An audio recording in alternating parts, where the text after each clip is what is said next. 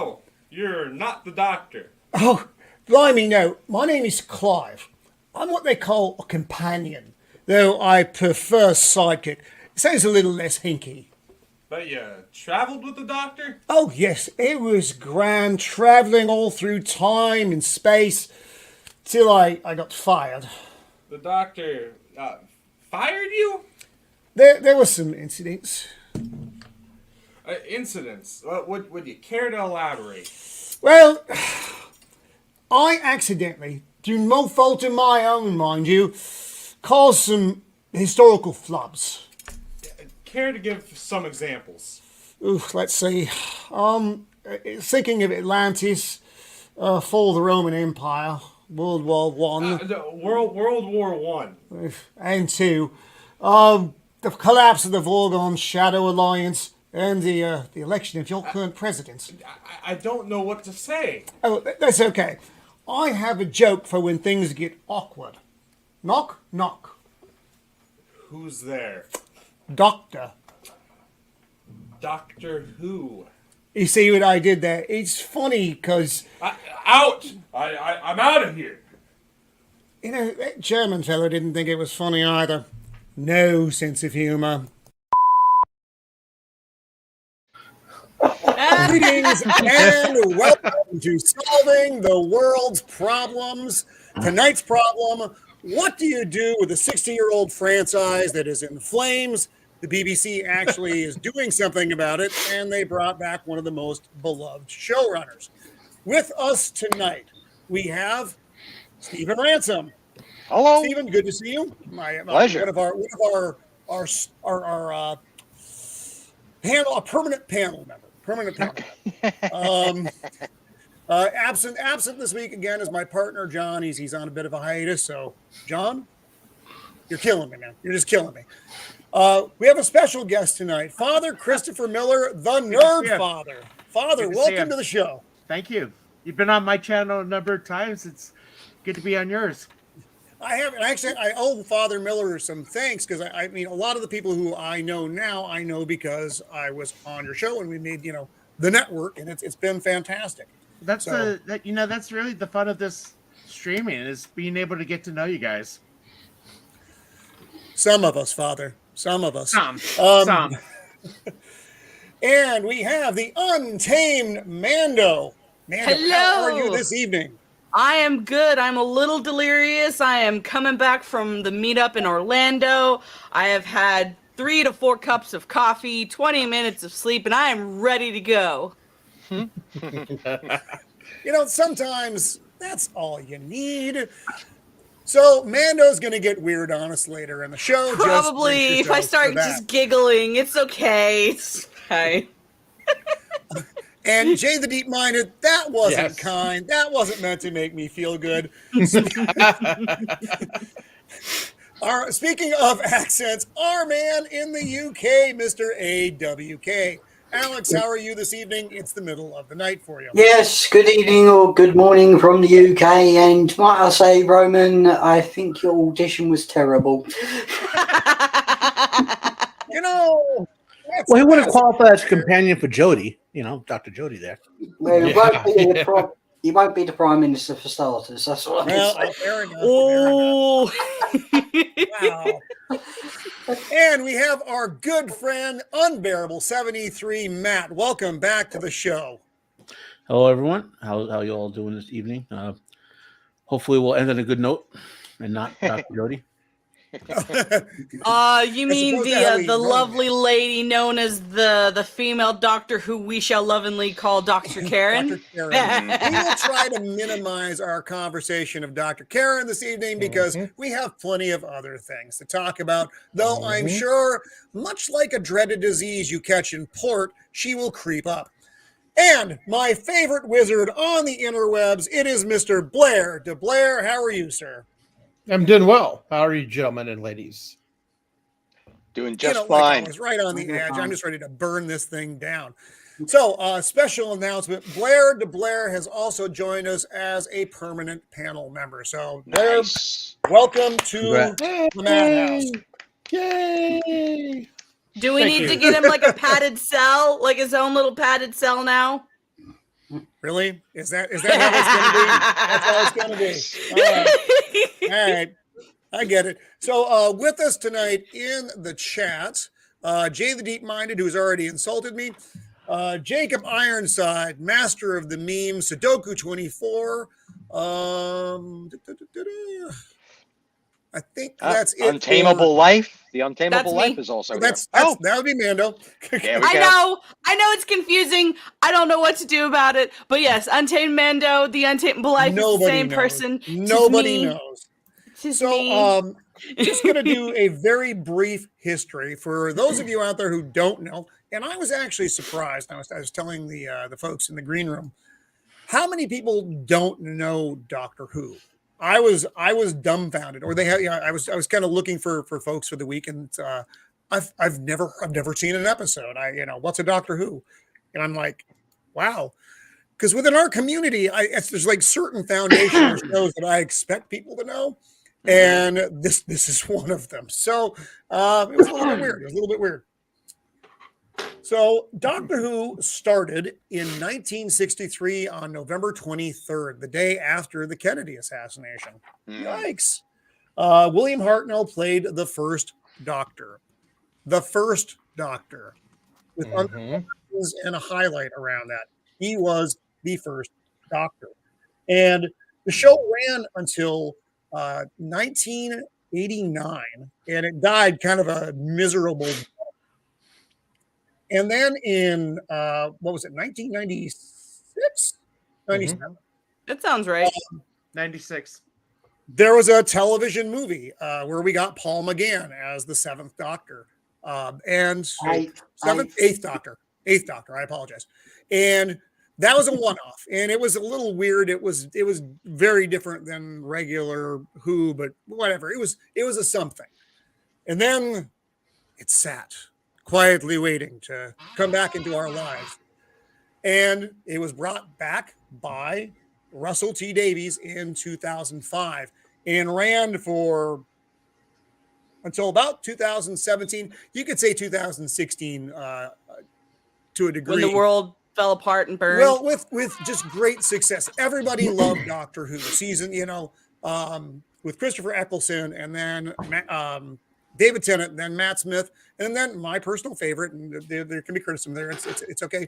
Peter Capaldi. Yeah, he's my favorite too. I will take the hate. Live action violence guy, just be warned. Smile for a while. Welcome to the show. Jodie Whittaker and Chris Chibnall have all but destroyed the show, and now they brought Russell T. Davies back.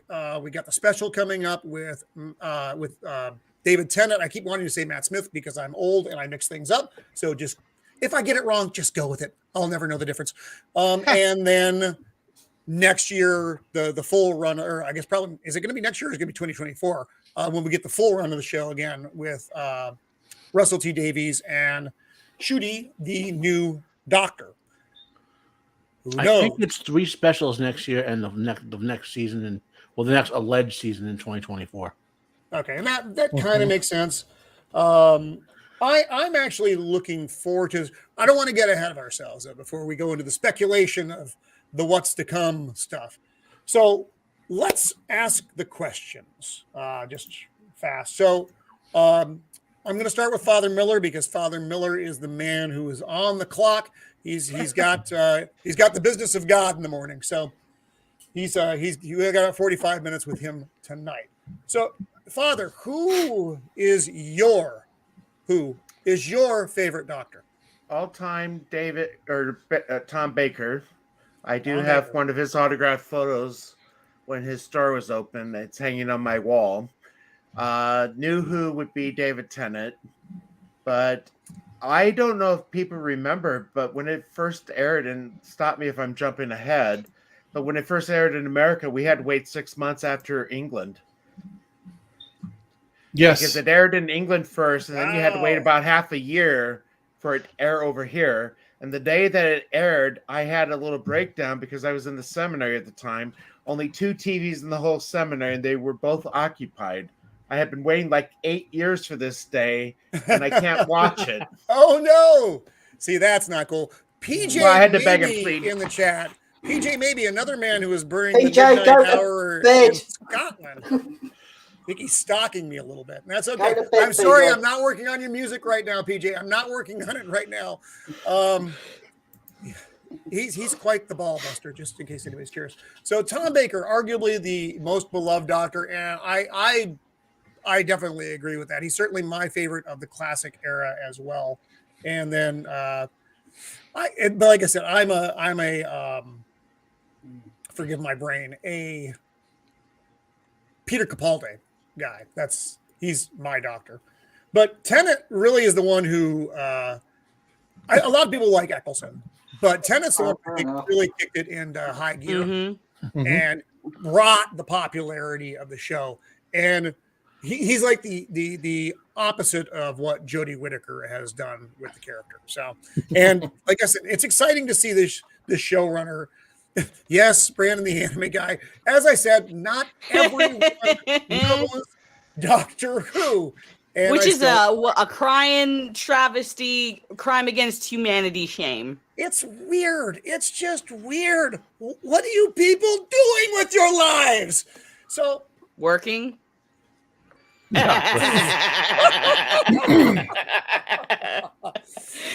Anyway. All right. So Mando, who is your favorite of the Doctors? My favorite is Peter Capaldi. If for no other reason, his war speech, like that's what made him like just stand out to me above all of the rest is Peter Capaldi. And also like just knowing like he was in like an episode of Doctor Who before he became the Doctor. Yes. And, like he's an actual Doctor Who fan, and he, in my opinion, was done dirty. I don't disagree. That was it. Was it the fires of Pompeii? Am I correct with that? Let's. Yeah. Oh no, it's the Zygon inversion. Things together, but yeah, that was, and they actually made a reference to this, and that was in the Viking episode with the girl from Game of Thrones. I remember why I chose this face, and I thought they did a nice job with that. I thought it was pretty cool. Mr. AWK, your favorites of the beloved Doctors? 2 favorites from the classic. You're allowed to. William Hartnell himself and Sylvester McCoy.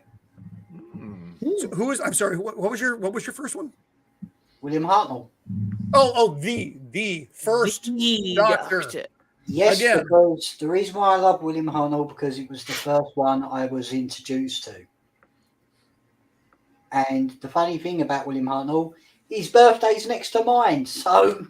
Well, that's convenience. Yeah. So William Hartnell and Sylvester McCoy. Sylvester McCoy. I find that to be an interesting choice. But to be fair, and please don't beat me up too bad about this. My enjoyment of classic Who is really the Tom Baker run, and forgive me, Who people, Who fans. Who's-its? Whatever you're called. Who's-its or what's-its? Whovians. Yeah. Whovians. Again, if you were here, you could actually throw the fruit at me. Just don't hurt your computers. Sylvester McCoy. So although I will say, and again, don't be angry, he was one of the highlights of the finale this season. There was a lot of bad things about the episode because in every new Who there is bad things. But the classic Doctors in the episode, I was okay with that. I actually ate that nostalgia bait up like it was pudding. Okay, so all right. Unbearable 73. Matt, who's your favorite of the docs? John Pertwee.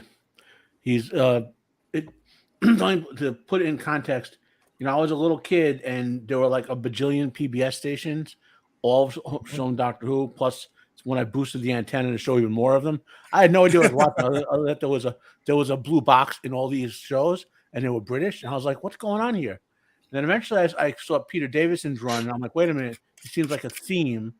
And then I figured out through some reading, because remember back then there was no real internet. I figured out, Doctor Who, they were blah blah blah. And then I watched all of John Pertwee, and I was like, when I was like 6 or whatever, if I had no dad. If I wanted a dad, it was going to be him. That type of character. He was heroic. He was intelligent. He was a scientist. He always was willing to do the right thing, you know.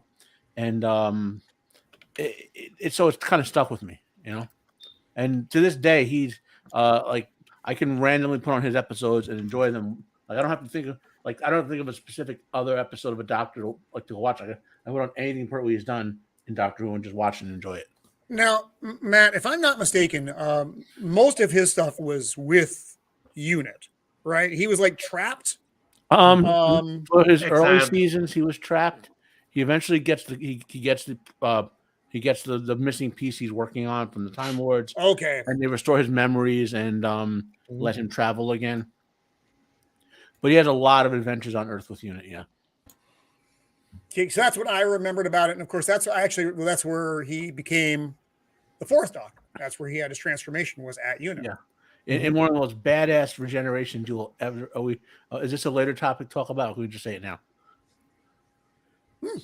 So anything is fair game. Well, nearly anything. And this is memorable to me because I hate spiders, and especially I was very arachnophobic as a kid. And these giant spiders were taking over the Earth, and one of them, the great one, was a spider the size of a football stadium, and she had gotten a gem which has psychic powers and how to rule the universe.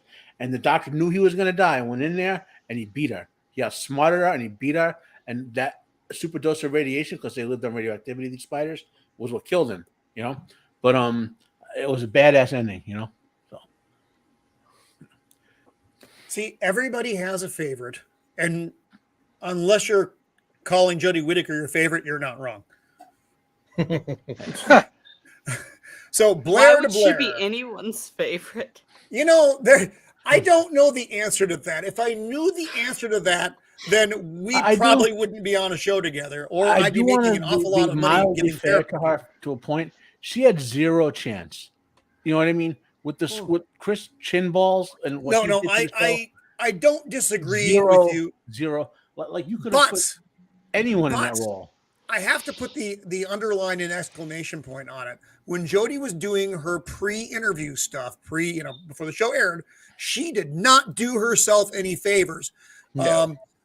It's been a show about old white men. Blah blah blah blah blah. Hack hack hack hack. Caw caw caw. She didn't do herself any favors. She never watched the episode. She never saw Doctor Who.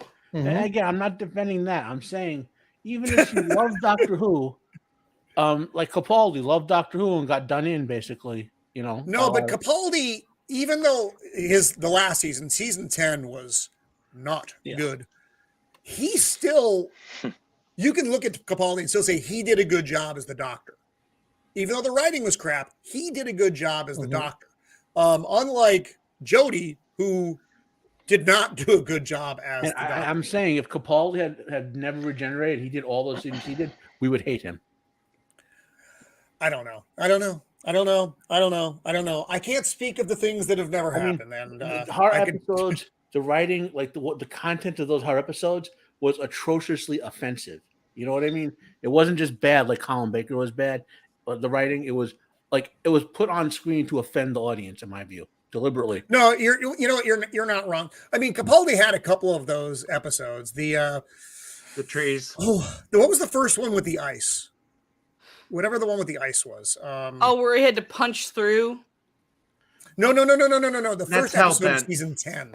No, Hellbent wasn't great, but that was Heaven Sent. That was Hell Sent. Heaven Sent, Hellbent. Heaven Sent was the one where he was trapped in the castle, which was his what do they call it? The confession dial. He was trapped in there, and then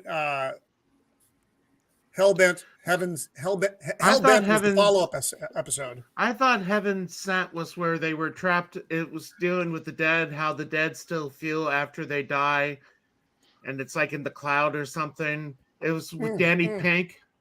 No, I do know the one you're talking about. That Heaven Sent was the Peter Capaldi episode with when he was in the castle, and the Hellbent was when he breaks through, and now he's on Gallifrey.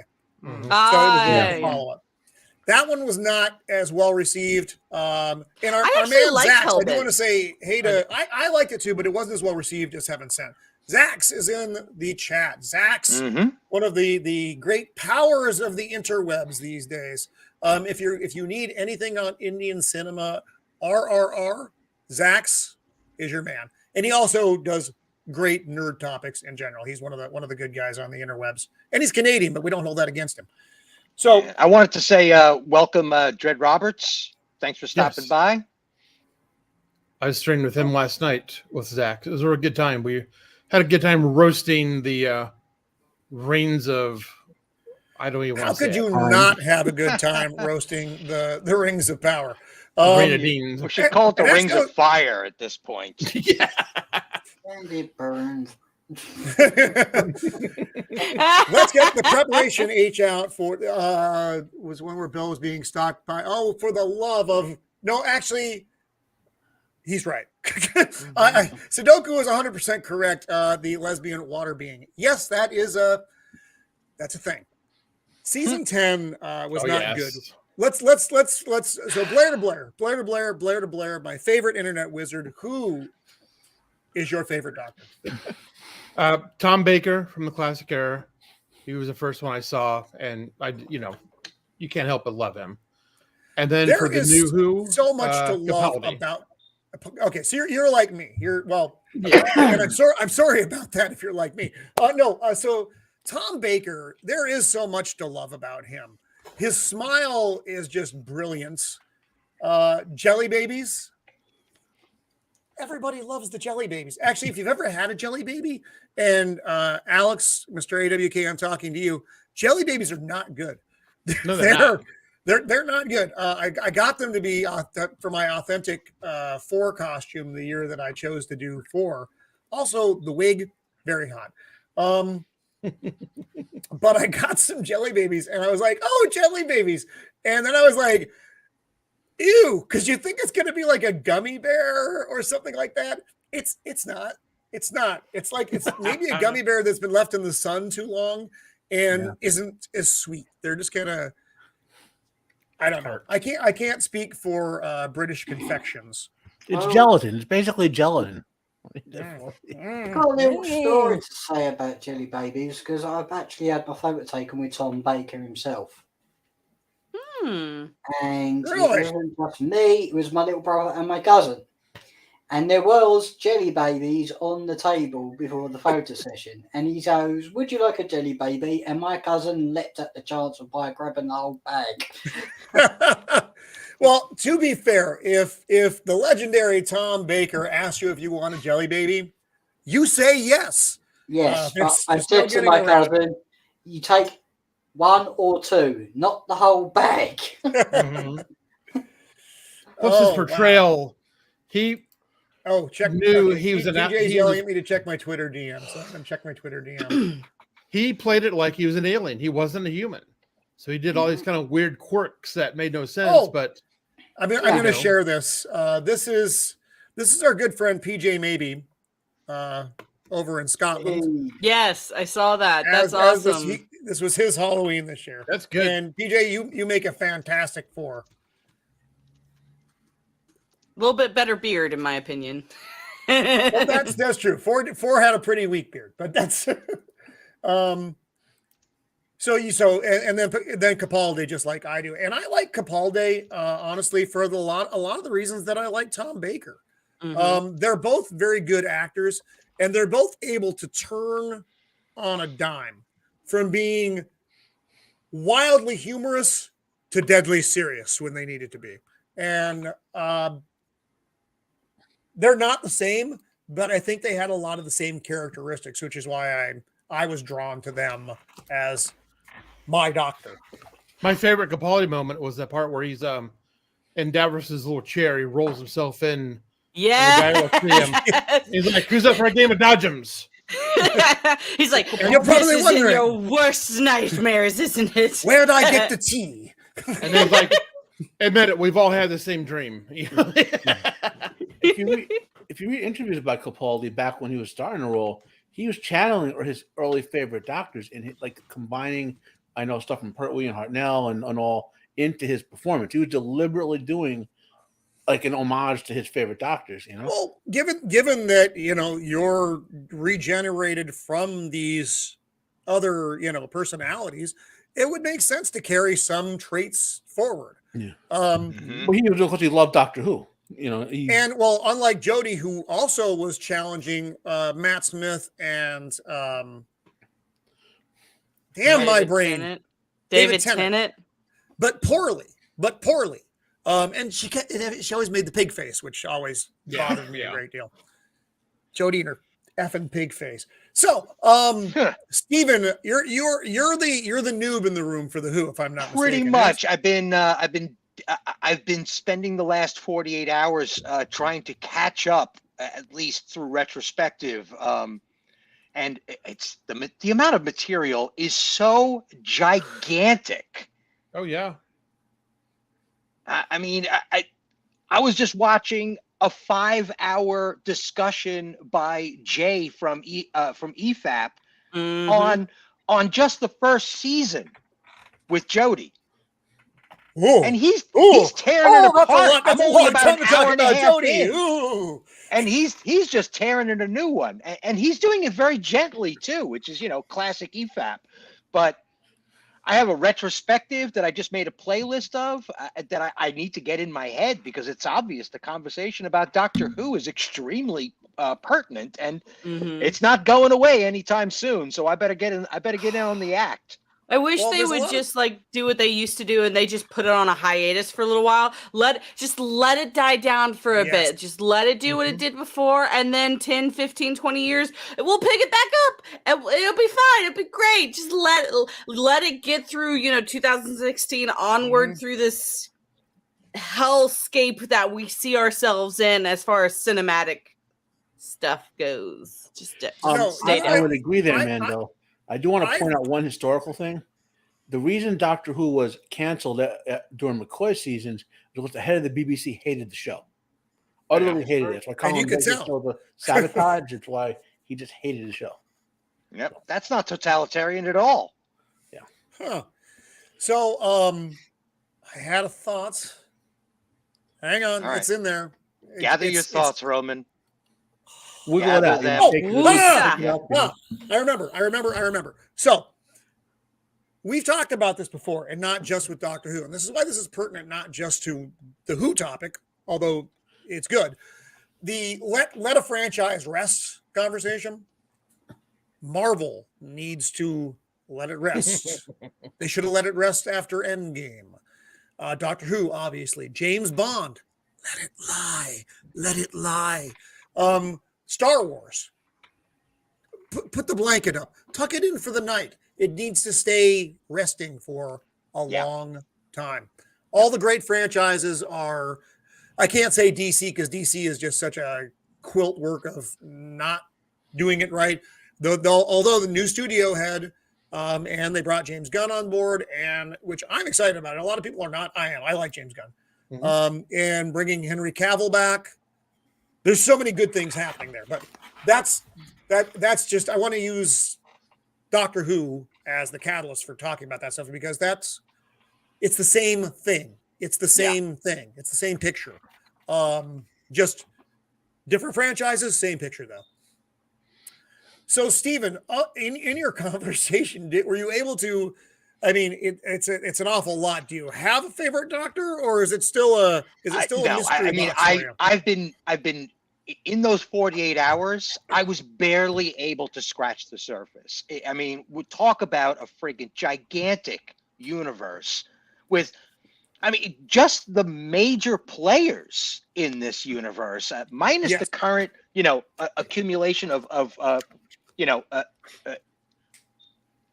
Dr. Jodie, even minus that, there's like how many species? I mean, but just besides the number of different evolutions of the Dalek, the Master, and all of these other characters and species, the Cybermen, and they've been through like 6 different incarnations, with several being created only recently. So No, I could not put my finger on a favorite doctor and forget about a favorite companion. I wouldn't even know where to begin. It's There's like a also half dozen inappropriate per doctor. to finger the doctor. Let me just point that out now. So, moving on to companions. Father Miller, who is your favorite companion? It's really hard to say because I grew up loving Sarah Jane. Sarah Jane. Yeah, But then I also like Joe Grant. But of New Who, I hated her at first, but I like Donna Noble. Oh, Donna. I'm looking forward to She seeing grew on me. Donna back again. Rose Rose in the beginning was good, but it just kind of got a little bit too much. Mm-hmm. There was a lot of Rose, that's true. Although teen dreaming. So Donna Noble, let me bring up just a couple images of Donna Noble so people can see who. Ooh, as I'm gonna PJ keep said, doing Perry. that. I Them's remember fighting Perry words. as a kid. Maybe them's fighting words. Okay, here. Oops. Yes, I will accept your stupid terms. Please don't invade my computer, but you're probably invading it already. So Donna Noble was the third companion of David Tennant's doctor. The first being Rose, of course, and then the poor ill-fated Martha, which I think was a mistake. I think they just tried to put her companion in too quick. Technically, Donna was before Martha because that was in the Christmas. The one episode, yes. The Runaway Bride. Wait. Stephen, bring up PJ's comment from before. He went back in time there. Sarah Jane Smith. And Sarah Jane Smith, I think that's going to be, she was a very popular companion. And we got to see her again in Modern Who, which was so cool. Because I didn't watch the show linearly. I ended up, it all happens. And then Matt, I hate Donna. What, too dark, PJ? Too dark? It's probably because she's a redhead. Probably. You know, PJ, when you had hair, were you not a redhead? You're from Scotland, man. They're your people. Sarah Jane. Oh, Sarah Jane. So I wasn't watching, like I said, I didn't watch Who from like every week to week to week to week to week. I didn't catch up to it till my son watched it, young Jake of the Empire. And then we watched all New Who until we were waiting for Capaldi to show up. So we like squeezed an awful lot of Who in. And, you know, you become very invested in a show when you watch it like that. You know, every day you're watching several episodes. But when Sarah Jane showed up, I didn't expect it. I was just like, wow, it was just so cool. So Donna, back to the conversation, Roman. Donna Noble, who I am a big fan of hers. And again, I'm excited that we're going to get to see her again. Sarah Jane had 2 spin-off shows. You got a bottle. Yes. I got it. She was in the Wait, what first happened? You got it. a We bot. took care of it. Yeah. No. But yeah, back in the 80s, she was the very first Doctor Who spin-off. She had K9. Mm-hmm. Oh, yeah. And then K9. I have it was like a one-off. K9 and Company. Yep. Yep. And then she came out after New Who. She came out with the New Adventures of Sarah Jane, I believe. Sarah Jane Yeah. Adventures. And that was great, a great show for kids, especially. But then she passed away. I got to meet her once in Really? America. Yes. That's very cool. She was in Where Chicago. why? What was the context? Was it a I- con? Or? It was a con every year in Chicago. They have a thing called Chicago TARDIS. She was there one year. PJ's going to come on. I'm just going to send him a link. Or Jay, you do it. Oh no! PJ wants to come on. Let's get the old Scott Baskin on here. Yeah, well, it was going to let you share it. Well, I was going to know. Do you want to do it over Twitter quickly, or Here, I'll do it. No problem. Stephen, talk amongst yourselves. Gotcha. Yes, indeed. So I Have we- know some people love and hate Claire as the companion. What are the opinions on Claire? Clara? Yeah. Clara Oh Oswald. yeah. I liked her. She's my favorite companion. The beginning. I mean, but the problem I had with Matt Smith's era was naming all the companions, like the Impossible Girl, the Girl Who Waited, the Centurion, Last Centurion. It Yes. just got a little old after a while. There was a lot. I mean, that's Peter Moffat, though. Peter Moffat just, he opens the bag and everything falls out. You got a lot in the Moffat era. All right, PJ, I have sent you the link. Yeah, the only companion I ever saw in real time, and this was when Matt Smith was on, was the girl who became Nebula, and she was wonderful. Yeah. She was absolutely wonderful when she was working. So and to see her as Nebula afterwards and know where she came from, Karen Gillian was kind of fun. Was great. That's actually one of my favorite episodes, but we'll get to favorite episodes here in a sec. So, so did PJ get lost? He fell asleep at his keyboard, didn't he? I wouldn't be surprised. He's one of the few people on the internet older than myself. And yes, that's a little bit of a dig. So, That's ages. Mando, who is your favorite companion? So Kelly this is Lynch going to here be. too. Hi, Kelly. This is kind of a hot take because some people don't actually consider her a companion, but I do because she's the doctor's wife, and you all know who I'm about to reference, and that is River Song. I know so many people hated her. I loved her. Like, I love her character and I love her interaction. Like, I really love that final episode with Peter Capaldi. Like, that's one of my Oh my favorite. God! Don't make me cry, girl. I Yes, cried said it like a that. baby. I have tons of friends who hate her. Yeah, she's my favorite. Keep an eye out for PJ. Would you? I no will. link I yet. am. He doesn't seem to have the link just yet. So Bastard, PJ, it's in your thing. It's not in Let's Talk Geeky. It's sent to you directly. I don't know what you want from me here, man. I'll send it again. I'm just a man, and barely that. Ask Mrs. of the Empire, but I'm bump. he wants you to do better. Do better. I said it twice. Do freaking better. It's PJ after all. No, I can't. I tried to do a Scottish accent, but no one liked my British accent earlier. So, oh wait, I'm sorry. Now we're back to me sending a link. That's the link, everyone, in case you were curious. So, River Song, though, River Song is when you got introduced to her in the library. What was the name of that episode? Silence in the Library. It's not showing up. All right, give me a second here. I'm going to go off camera for a second, guys, so I can. Go right ahead. Unscrew this. She actually was first seen in Eccleston's. No, not David Tennant's. Sorry, Yes. Yeah, Doctor. the Silence in the Library. Yes, Silence in the Library. Yes.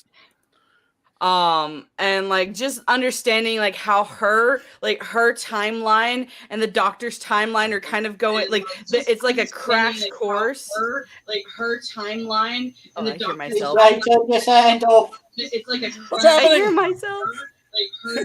Ah! Someone's Right, turn your sound off. Is that me? We got an echo. Okay, I'm gonna. Right, turn your sound off. Is that me? PJ? There we go. Okay. That did it. The old guy shows up. We get an echo. No one can hear you, old man. He's watching it. Headphones. I muted my mic, so you were still getting the echo when I muted my mic. Gotcha. Oh, okay. Sorry about that. Hey, wow, the gang is all here. Welcome, PJ, maybe our man in Scotland. The gang is all. He's not old. He's classic, but given his current computer skills, he may just be old. Hey. Oh, yeah. Oh, Yes. A But yeah. disgusting bag of jelly babies. I need to And check your my Sonic. computer. Hold on. Very good. That I have that one as well because everyone needs to have 4 Sonic. Of course. That's the only one. Well, I have got 11 Sonic behind me, as you can see there. That's I've the got a remote whole control for I've my got a whole TV. coffee cup full of them, so it just depends on which one the battery is working as to which one I'm going to break out. Archer, Colin is awake too. What's going on in the UK? Something Colin! like Colin, I'll send you the link if you want it. The reason I'm up and not in my bed is because I'm on holiday now. I'm not working tomorrow. Wow, this is crazy. Like the whole UK gang is awake Yep. right now. Yeah, this is what happens. Doctor what we Who call brings here in the it, States man. peculiar. So PJ, you're a little bit behind. And I've I mean always that in been the a best bit behind, possible but way. don't let that stop you. No, so PJ, who is your favorite Doctor? Let me think. And you can have a classic and a modern, although I know you're not much of a modern fellow. Classic is basically Tom. Tom's always been my favorite. Yep, that's. I do like classic Troughton as well. One of my favorite stories of Troughton's or my favorite stories of classic is War Games. It's Troughton's last one, but I grew up watching Tom. Pertwee was my first Doctor, but I had the longest run with Tom, so basically that was my highlight of it. And with New, I would say Eccleston, only for the simple fact is his grin reminded me of Tom. He had a brilliant smile. It reminded me of Tom. It's not like the man is dead. Yeah. I like the change up when they went to the modern era Who.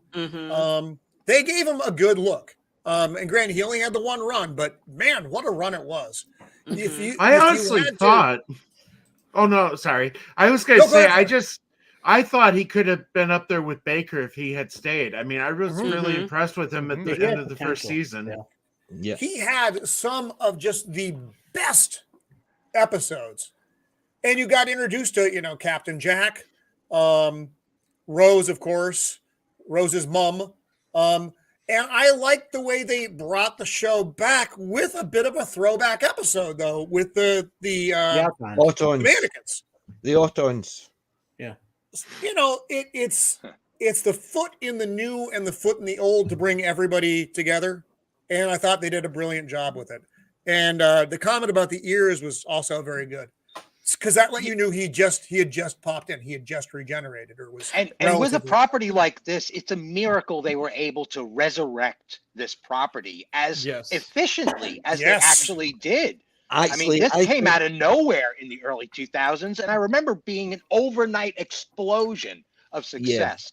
Yeah. Everybody was talking about it. Stephen, the thing is, if they brought Doctor Who back, it didn't matter under who or with who. In the UK, it would have been a hit. That's why I'm talking in the US. Yeah, but in again, the US, it just blew up overnight. Well, it wasn't until the second or third season. Anyway, so just for the simple fact is, it was Doctor Who. David Tennant. David Tennant's the one that brought it to the US in the big way. He was the popular one. He was the handsome young doctor with the crazy hair, with the great sideburns. He was a Paisley boy. He was from Scotland. He was a Paisley boy.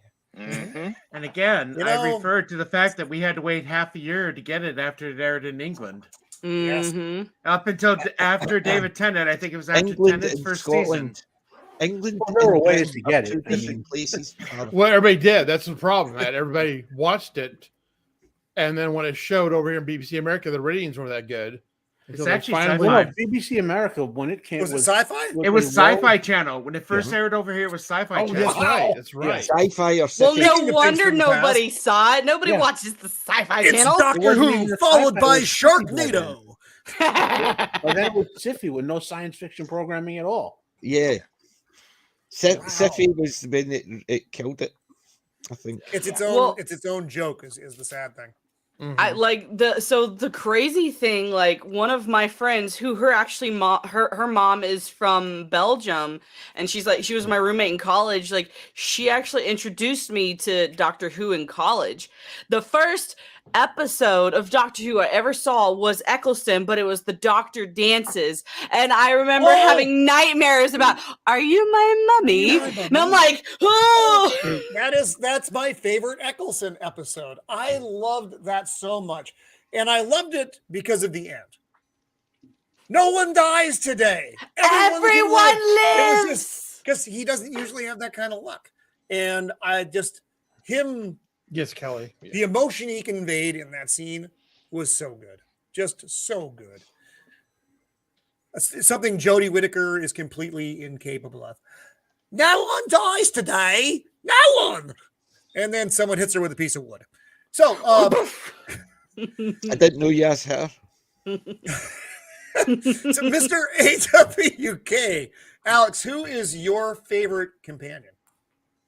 Two of them is Ace and Susan. Ace. Hang on, I have to type in Ace Doctor Who companion, otherwise it's going to just. Ace is the one with the baseball bat. Yeah. It basically took a Dalek to task. I know. I met Ace and I met Katie Manning. Met Katie Manning and Sophie Aldridge. Sophie Aldridge. At the same day. That's not And I Ace. stood That's between the two of them and says the two companions, one who made me jealous of the Daleks, and another one who made me glad I wasn't a Dalek. So I met the two of them, the one who posed with a Dalek and the one who beat the shit out of a Dalek. And we got to see her do that again in the finale, which we'll talk about maybe in a little bit. We'll see how much time we have when we get to that. And who that's going to be the running joke, and you're just going to have to let it go. Who was the other companion? I'm sorry, Susan, the very first. Susan, Yeah. the very first. Susan. Granddaughter Susan. Yep. Oh, wrong keyboard, idiot. That'd be me. I have two keyboards, 3 computers, and not a lick of sense. Susan. Who? There we go. I have 2 mices, doesn't matter. One of the things I like about Susan, Roman, it's singular, it's plural. 1 mice, 2 mice, 3 mice. Mices? No, it's one of those words. Kelly there, to get a baseball bat, she carried explosives around with her. What's that called? Nitro something or something Nitro? Nitro 9. Yep. Yeah, Nitro, that's it. yes. One of the things I liked, one of the things I liked about Susan, I don't really know Susan that well. We're not very close. But in the season 10 opening episode, and season 10 wasn't very good of Modern Who, and I think we can all agree on that. But the Doctor had a picture of Susan on his desk. Yes. And again, I did like that they tried to do connection stuff for his past personalities. I still think that was certainly not a waste of time. And that was again, it brings it all together for the old and the young alike. And PJ, you are both. So Matt, who is your favorite of the companions? I'll share an image for you. Okay. Granted, I was 6 years old, and it stuck with me ever since then. No contest for Yeah, this I wonder who. Is it Jamie? It's a joke. I'm kidding. All right. Oh yeah. Oh. Leela of the Savateem from the planet. It sounds like Mordor. That's how I remember the name, because it sounded like Mordor. But yeah, obviously I was a little kid and she's running around in basically that outfit, kicking ass. I dare these modern woke Tista women to kick as much ass as she did. You know. Yeah. But you can't have that. We need the strong women powers. I mean, she's no She-Hulk. She has to be dressed like Victoria, but actually fight like Leela. Right. Mm-hmm. I remember when the Doctor put her in a dress and she had the knife hidden still. Mhm. Right. The talent of Wen Chiang. Yes. Yep. Meanwhile, Buck Rogers in the early 80s, Wilma Daring she was a tough girl. She kicked ass. She got the job done. And in that outfit, nonetheless, as well. I mean, how Buck could she Rogers do and that her were unless wearing she the was same humiliating uniform. Buck Rogers? Yeah. It's like she was even half a character at best. Right. Buck Rogers, the TV show that had 2 Buck Rogers in it. And you could see there was a little bit of tragedy with Leela when she fell in love with the regular Gallifreyan dude, and you could see that Tom Baker played as breaking his heart a little bit during our last episode, But you can't have strong women without taking a stab at the patriarchy. So she's not actually a strong woman. Well, she does have a knife. but she didn't actually stab the patriarchy. And like, do you she not? yes, and she left to be with a man. Bad girl. She's not a lesbian? Well, that's it for her then. Yeah. She shall not be on this stream again. She'd knife all you right. for saying that. She may, and I wouldn't blame her, frankly. And Mrs. of the Empire would probably encourage it. Blair de Blair, my favorite wizard. Who is your favorite companion? The new series, Martha. I liked her. You are a Martha person. You're the Yes, yes. one. And We found him, everyone. You can call off the search. We found the one who likes Martha. Something wrong Yeah, I with that. said Martha. Hey, and then I didn't mind Martha. I thought like I said, it was unfortunate placement and timing. Hey, Dempsey. hey Dempsey, and then classic who, Dr. Elizabeth Shaw. Why hang on? My computer has decided to tell me to Pertwee's go first. ask myself. Yeah. She was only one season. We'll look at a Yeah, different picture. she they was had a to- scientist. Yeah. Pertwee basically pushed out of the lab. Yeah. Also, yeah. Also, And they had to get rid of her because she The was only too companion smart. we never saw leave. I Yeah. wanted people to see Martha just because she had a very short run. Although they did bring her back, but as a proper companion, she wasn't there very long. No, But her and she first ended up with episode- Mickey. What? Oh, Mickey the idiot. Mickey the boyfriend. And who? I keep saying it. Was the Elizabeth other one? Blair. Elizabeth Shaw. Elizabeth Shaw. She Uh-oh. was Liz Pertwee's Shaw. first companion. Oh, Liz okay, Shaw. okay. They had to get rid of her because she was too smart. So they brought in Joe because she's more childlike, and the doctor could, Save be her. more mentor. Yeah. Liz didn't need saving. They needed Joe a was kind screamer. of a They needed a brick. screamer. Still don't Someone to educate go in for that. the- Wait a minute. I don't. Yeah, This can't. they- Oh yep. no! It's bringing up the lady from the movie Prometheus. Oh, Who no, apparently no, also no. is named I've Elizabeth John Shaw. Pertwee. Just Put him take right Tyler on and Doctor Will. Who. That was Let's his show name. you'll get better. That's funny. In a sad way. Here we go. Here's Dr. Elizabeth Shaw. Or Elizabeth Shaw. Oh, and there's Cyberman. This is actually a really nice picture. And why does it keep doing this to my pictures? It doesn't matter. It doesn't matter. It doesn't matter. I'm not in charge of the interwebs.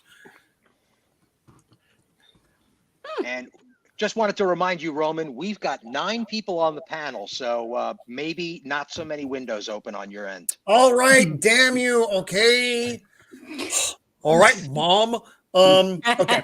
No, he's oh, holy shit! It's Archer Collin. You No, just now welcome to the show. noticed? I did.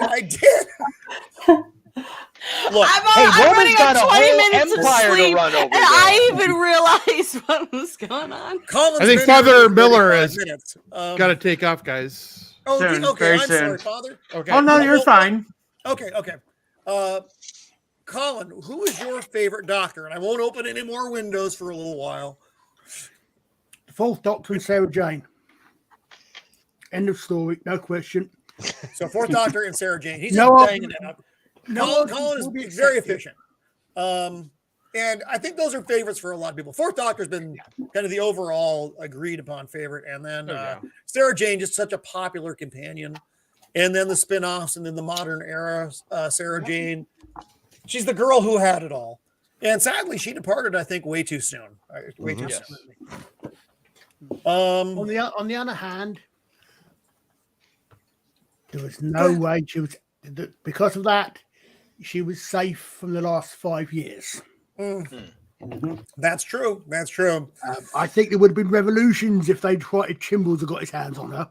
Oh, no. Oh, God, no. So is that, have we hit everyone in the companion territory? Yes, everybody has gotten a turn. Peter? PJ, do we get you? Only Or no? when I was in the chat. You got me in What? the chat. Yeah, but No. but just to recoup, Articulate it, PJ, man. give it to Articulate us it. again. My 2 favourite characters are Sarah Jane Smith and James Robert McCrimmon. Ah, Jamie. Yes. Oh, Jamie, okay. As for the new stuff, I didn't really like. Yes, I didn't yes. care enough about the Too companion. dark. Too No, dark. basically they could have actually all been exterminated. And I wouldn't have cared. I like the pawns. Excuse you. You sound like a Dalek, man. Exterminate, exterminate. I do. I was going to say, I've had this discussion earlier on, I think, the Rabbi's channel. Sarah Jane Smith, end of story. But second to that, probably Amy. Certainly the new one. Amy Pond was I don't need a Dalek. Brilliant. I've got a quark. Hang on. I gotta blow that thing up. I've got a quark. Oh yeah. Yes. Please, man. Who needs a Dalek when you've got quarks? When is that from, PJ? That is from William Hartnell. Okay. No, it's Patrick Troughton. I probably could have guessed that just by the production design. It could have actually been Patrick Troughton as well, but the Quark one was William Hartnell. All right, Father. Favorite villain or group of villains? I guess we can. Well, of course, the Master. The Master. Which Roger Delgado. Master? Correct answer. And with that, I'm just gonna say my favorite episode classic would be Infernal. That's the one I remember watching for the first time. How I felt when I was a kid. I just loved it. Which Doctor was that? That was under that was under John Petrie. John Petrie. Doctor. Yep. New Who would probably be the girl in the fireplace. Oh, that's a good one. That's a good one. Nice smile. Have a great night. Thanks for stopping by. Appreciate it. So with that, I do have to run. So. What's up, Father? All right, Father. Take care, Bye, Father. Good night. Thanks for stopping by, Father Thanks, Miller. guys. Hey, Father, are you doing the show tomorrow? It's going to be earlier. It's probably going to be 1:00 Central because I have a 3:00 appointment. So okay, so I'll get it created and shoot you guys the link. Right on. So that is the Nerd Father, everyone. Thank you, Father Miller, for being on the show. Be seeing you. Good night, Father. No, we're doing Doctor Who, not The Prisoner. Father Miller, you're in the wrong one. Or for that matter, come to think of it, also pretty much Bester in Babylon 5 had a very similar Be Seeing You salute as well. Bester, one of the best villain characters and ever. Yes. I believe the guy that shot Gary Baldy. Sorry if that's a spoiler for anybody. So I was actually. Dude, it's only been like 20 years. How do you expect me to catch up on this stuff? Anyway, I was literally in the stream, chatting the stream earlier when we're doing the Crusade. So Babylon 5 is on my mind. So actually, everybody's out of order now. Mando, you go here. And swap me out, Roman, down to the bottom. Is this right? What's that, Stephen? Swap me down to the bottom. This way some of our guests can be in the center. Oh, dear God. All right, let's try Stephen that. is a bottom. No. Right, Roman, 1 + 1 is 2. Now the father's just 2 gone. + 1 is 3. Right? I know. I'm not good at this. Clearly. All right. And then you go there, and then I think this works. Yes. Yeah. Why is Stephen blue? Oh, there we go. Never mind. That was just on my screen, everyone. You didn't see that, so you don't know what I'm talking about. So, nice. It didn't happen. Wait, is this right? Fuck, I don't know. I have no idea. Language. No, I'm okay now. No, the priest is gone. Gone. We can. No, the V chip is off. We can do what we want. We did a good job, everyone. Congratulations. Now he swears he's not going to get the shame. No, I'm not kidding. I can. And now he swears over and over again. All right, no, so he's referring to an airport in Japan. Right. Fukuoka. No, actually, I'm not. So you do not want to know what the 3-letter abbreviation code for Fukuoka is, but it's the first 3 letters of the word. So companions are done. We're done with companions. We can agree. Yeah, we're on to best And we're into villains or group into of villains. Yeah. So, Matt, Yes. were you there before? It doesn't matter. So this is the order we're going to go with. We're just going to stick with this. Let's go. Run with it. Yeah, Right, I was Matt, over who's there. your Then I was favorite? over there. Now I'm No over one. here. So we go. No one knows. I myself. I don't even know. I don't know what's going on. So I'm up. Okay. My favorite villain. There's no contest on this one. Sutek the Destroyer. Again, I was a little kid, and that Gabriel Wolf, I think is his name, the actor. He'd only done like 10 things ever, and the voice of that, like, I truly feared the villain when I heard him as Sutek. And he reprised it for the audio. I bought the audio play, the Big Finish audios of him reprising Sutek in a follow-up. And it's even when I was listening to it as an adult, and I was chilling. See, I mean, I know you don't want to get copyright struck, but if you can find a clip of him with his voice, but then I'll get a copyright strike. Every time Roman shares a clip, he gets a copyright. Who is very protected right now? I can guarantee that. Play it, but I'll find a clip and share it in the chat so people could hear it when they want. Okay, awesome. That is perfect. But he's such. I mean, the villain itself from the story was all. It's just, the episode's called Pyramids of Mars. So I'm spoiler. My favorite episode is also Pyramids of Mars. Okay, there you go. Yeah, and I must admit the mummies freaked me out. Oh God, yeah. Yeah, I was like an engineer little kid. Yeah, I see it back there. Bring it closer so they could see it if you can get it off the shelf. Like I was always a tinker little kid engineer, and I was like, these are like robot mummies. We got to make robot mummies. Oh wow! Yeah, nice. Fantastic. Yeah. That is just the mummies always freaked me out. So they did. When was the Pyramids of Mars episode? When did that air? Season 2 of Tom Baker, which would be what, 77, 78? Wow. Amazing. Yeah. And in Sutek, to give people the context, vastly powerful villain.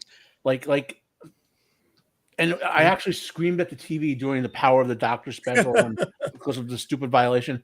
Like, to break into the TARDIS, like it takes more than a universe's worth of force. The type of like you have to be able to shake the universe to break into the TARDIS, right? Sutek broke into the TARDIS while being restrained. Not when Jodie's running it. They set the tone for how powerful this guy was. The Doctor could not beat him. The time went by might. He outsmarted him, and that was when I was a little kid. I was like, he didn't just like hit him. He didn't blow him up. He didn't do standard hero. He outsmarted the villain, and that was like awesome when you were a little kid learning stuff. But the villain, the guy who played him, you can see how hyped I'm getting about this. I'll have to watch the episode later after the show. It's a very memorable thing, and the voice, man, the guy who did his voice. When I'm done rambling, I'll find a clip for you guys. All right, cool. Thank you, Matt. That's you're very passionate about this.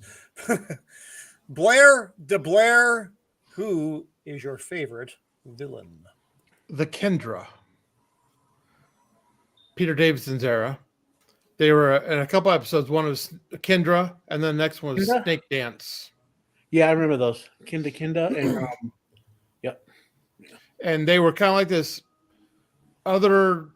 They're like these creatures that were banished, and on the one planet, if you heard certain sounds, you would put you in a mind trance where they could take over. They could come out of like their imprisonment or wherever dimension thing they came from and take over a body. Yeah, they were imprisoned in another dimension. And they would possess someone if you heard certain rhythmic sounds. Yeah. And then the Snake Dance, they actually went to their home planet, which was an Earth colony, and they were like a snake cult that they banished. And there was like this big crystal, and it focused the power, and it caused everybody's fear to amplify and feed them, so they could, But I just liked that. I always liked how, especially when you're in Tegan's head and you see a couple other Kendra playing chess, and they don't know if she's real or not, and they think the other person's screwing with them. So it wasn't like they're just one Kendra. There was like many of them. So,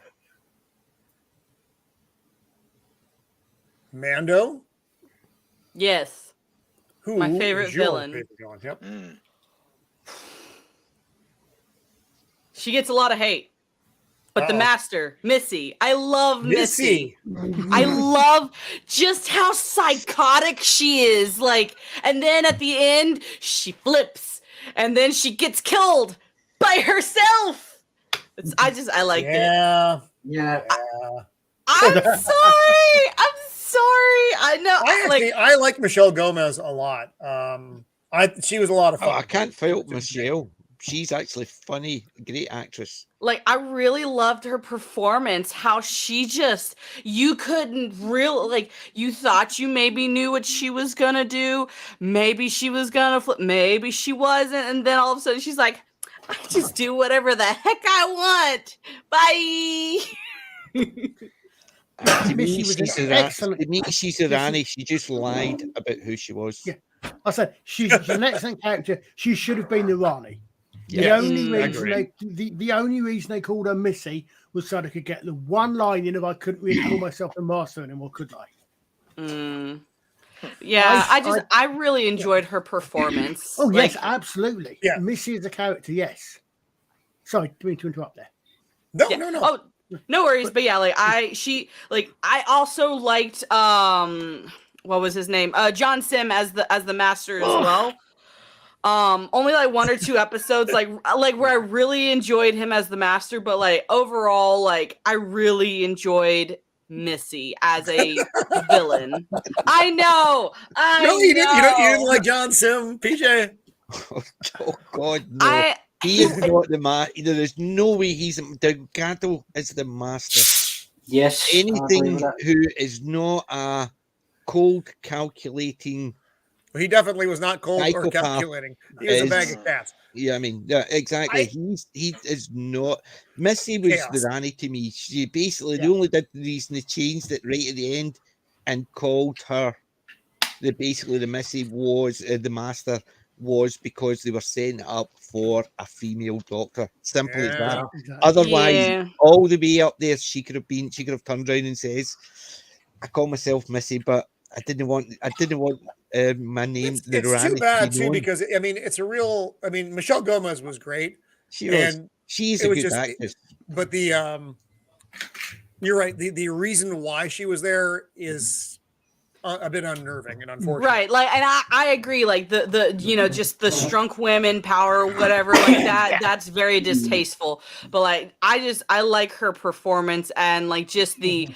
She's fine just shooting you, and she's just gonna laugh while she dances on your ashes. Yeah, but that's what I'm saying. Because they left it so late, that was them setting up, so it could have gone either way.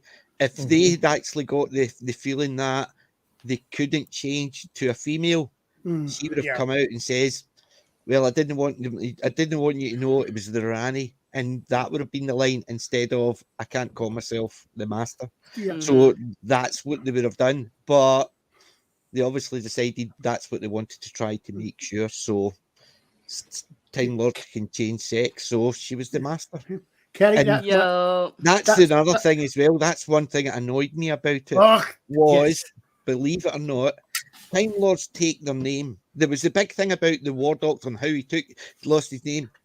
The master wouldn't have changed the name, even if he was female. It would still be the master. Yes. It wouldn't have been Missy. It would have been the master because they wouldn't have changed his name. He was the master. He was psychotic. He wouldn't have cared. But they can't have a female with a male's name, so it had to change. Like, yeah. I completely agree on your point. Like I like that whole throwaway stupid line. Like I wish like if they just left that out, be like, "Oh, Missy, whatever. That's what that's just what I'm calling myself at the moment, but like I'm the master." Like okay, cool. Yes. But like just that cold calculating ruthlessness. Like that's what I love. Kelly, she didn't.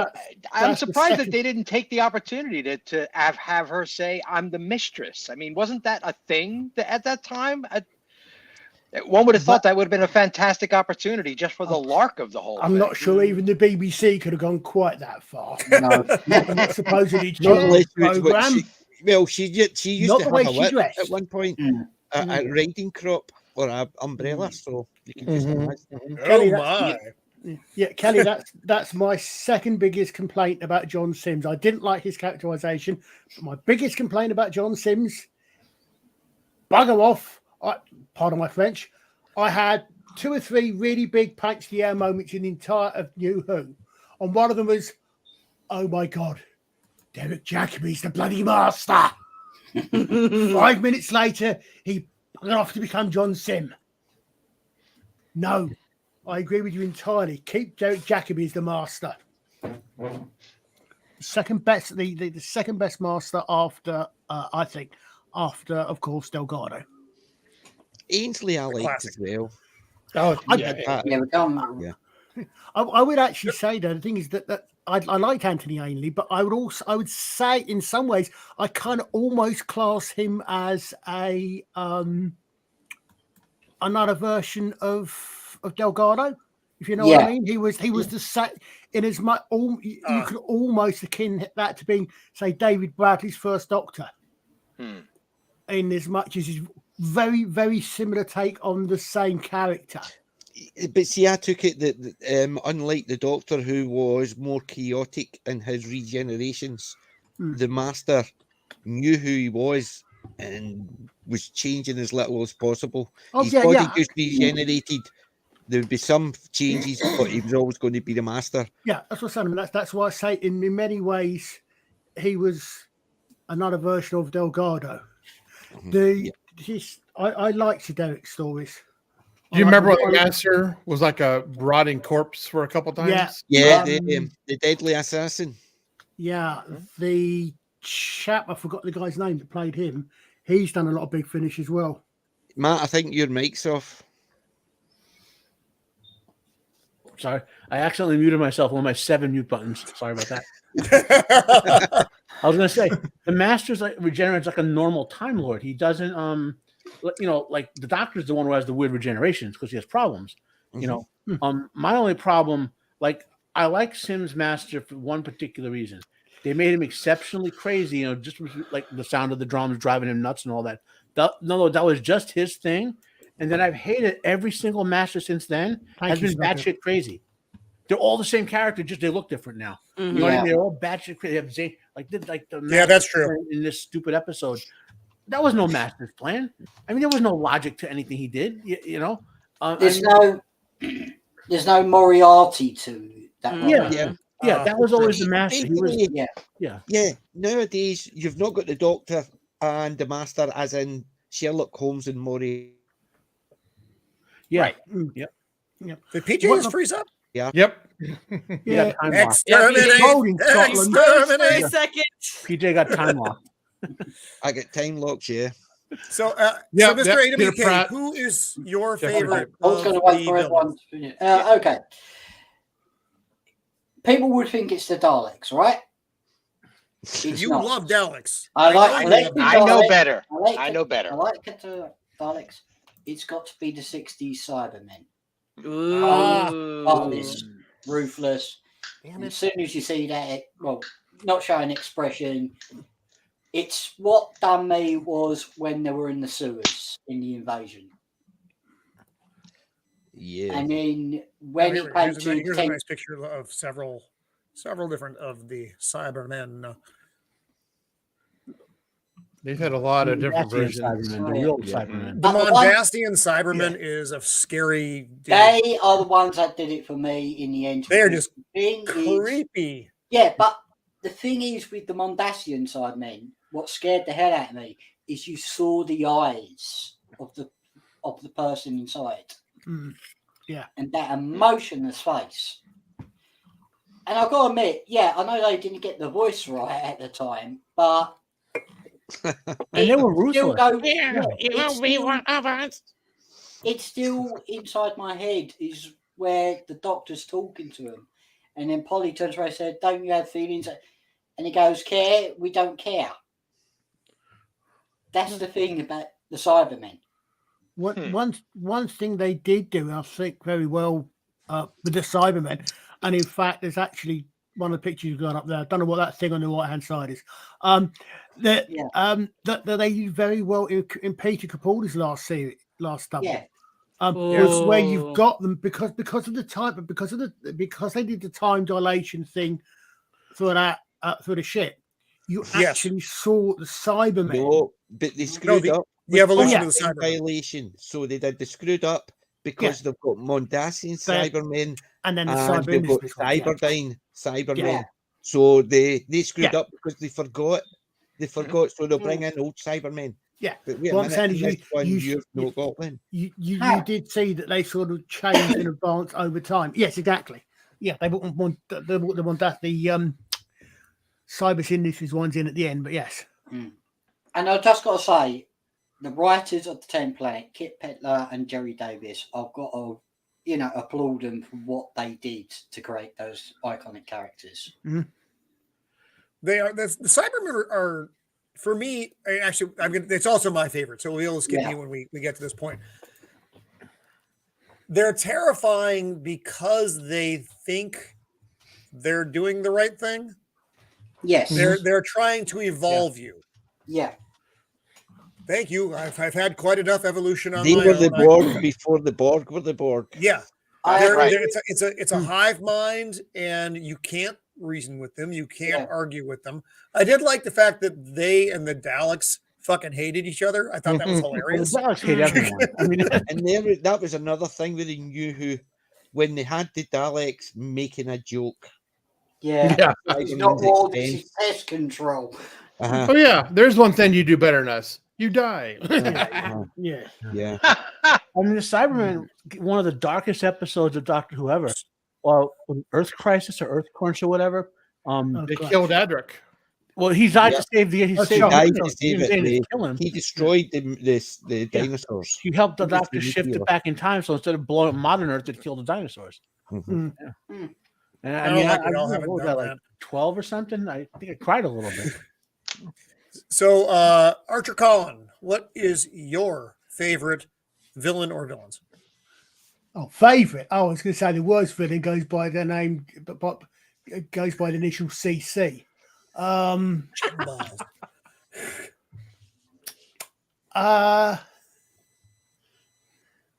Probably the Master, but the ones that made what I remember making the biggest impression on me as a kid were the Yeti.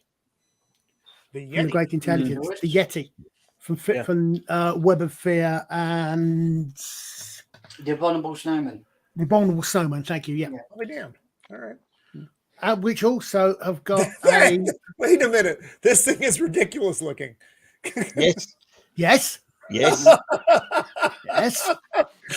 I've never seen one. So, oh my God. This is hilarious. You think what that's the bad? fuck is that? That is a Doctor Who villain, of course. Look at the Wirral. Oh my God. Look at that. We won't bother with things like the Wirral or the pterodactyls. But the thing is, they also span off into another series of spin-offs, a company called Candy Jar Books, who've got the rights to do Lethbridge Stewart. And it's a lot of audio books, a few audio books and books. And the first one they do is literally the almost immediate follow-on from Web of Fear with Colonel Lethbridge Stewart. And they come back to that several times throughout the series. Yeah. But I think, as I said, probably certainly the classic era, the fake one would have been the Delgado Master. Okay, and then that seems to be. I mean, when you think of the Master, that is the one that comes to mind. I think for most people, unless they've only seen modern era. Yeah, but, well, I mean, we have to remember what modern people may not even realize is that there's a very good reason that Delgado is the Master. He literally is the Master. I also liked Jacoby's run. I really liked Jacoby. Yeah, I did. I mean, he was good in big finishing, and the biggest thing I think that on a par with Disney not putting you know who and you know who together in the new Star Wars rip-off films. Right. The BBC they could have had the War Doctor and the War Master. Oh yes. You could have Derek Jacobi and John Hurt. And I'm old enough to remember those two in a BBC program called I, Claudius. I Claudius. Yes, I Claudius. Yeah. When they were the other way round, John Hurt was Caligula, Derek Jacobi was Claudius. Wow. But so Derek Jacobi was the good guy, John Hurt was the bad guy. But that and the fact that they never actually got together before John Hurt passed away was that is a crime. Yeah. All right, PJ. The biggest problem is try to narrow down my favourites because I do love the Daleks. Daleks are. I've got quite a collection of Daleks, and Cybermen. I've got a load of them as well. But my favourite, I think, is the Ice Warriors. All the Ice Warriors. Classic Ice Warriors, not the new Ice Warriors. The new Ice Warriors with the snake stuff, it comes out and that's just a suit. Nah, I want the classic ones. The ones with the big clip hands, and then you've got the leaders who have got their fingers. I like the classic Ice Warriors. To me, they were with that domed helmet, just looked great. Yeah, I must admit, one of my favourite of the new probably the only Bill Potts episode that I particularly really like, and I could actually take her in and her virtue signaling work, was Empress of Mars. Yeah. And I liked that, and I liked the way they did that with the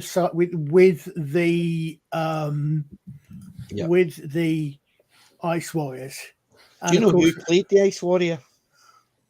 That's probably Bernard Bresslaw. Bernard Bresslaw. He played a Cyberman as well. Yeah. Bernard Bresslaw appeared in Doctor Who first. Yeah. And the other thing with you say about Empress of Mars, another, of course, for classic Who fans, especially Tom Baker, John Pertwee, of course, the people who actually rescued the Ice Warriors from Mars. Alpha Centauri. Mm-hmm. Yep. Oh, yes. Tied all the way back to the Peladon. Yep. Where Peladon ones, where the second one, at least, the Ice Warriors weren't the bad guys. No, they were actually the good guys. They were actually, I just keep doing this stuff. Yeah.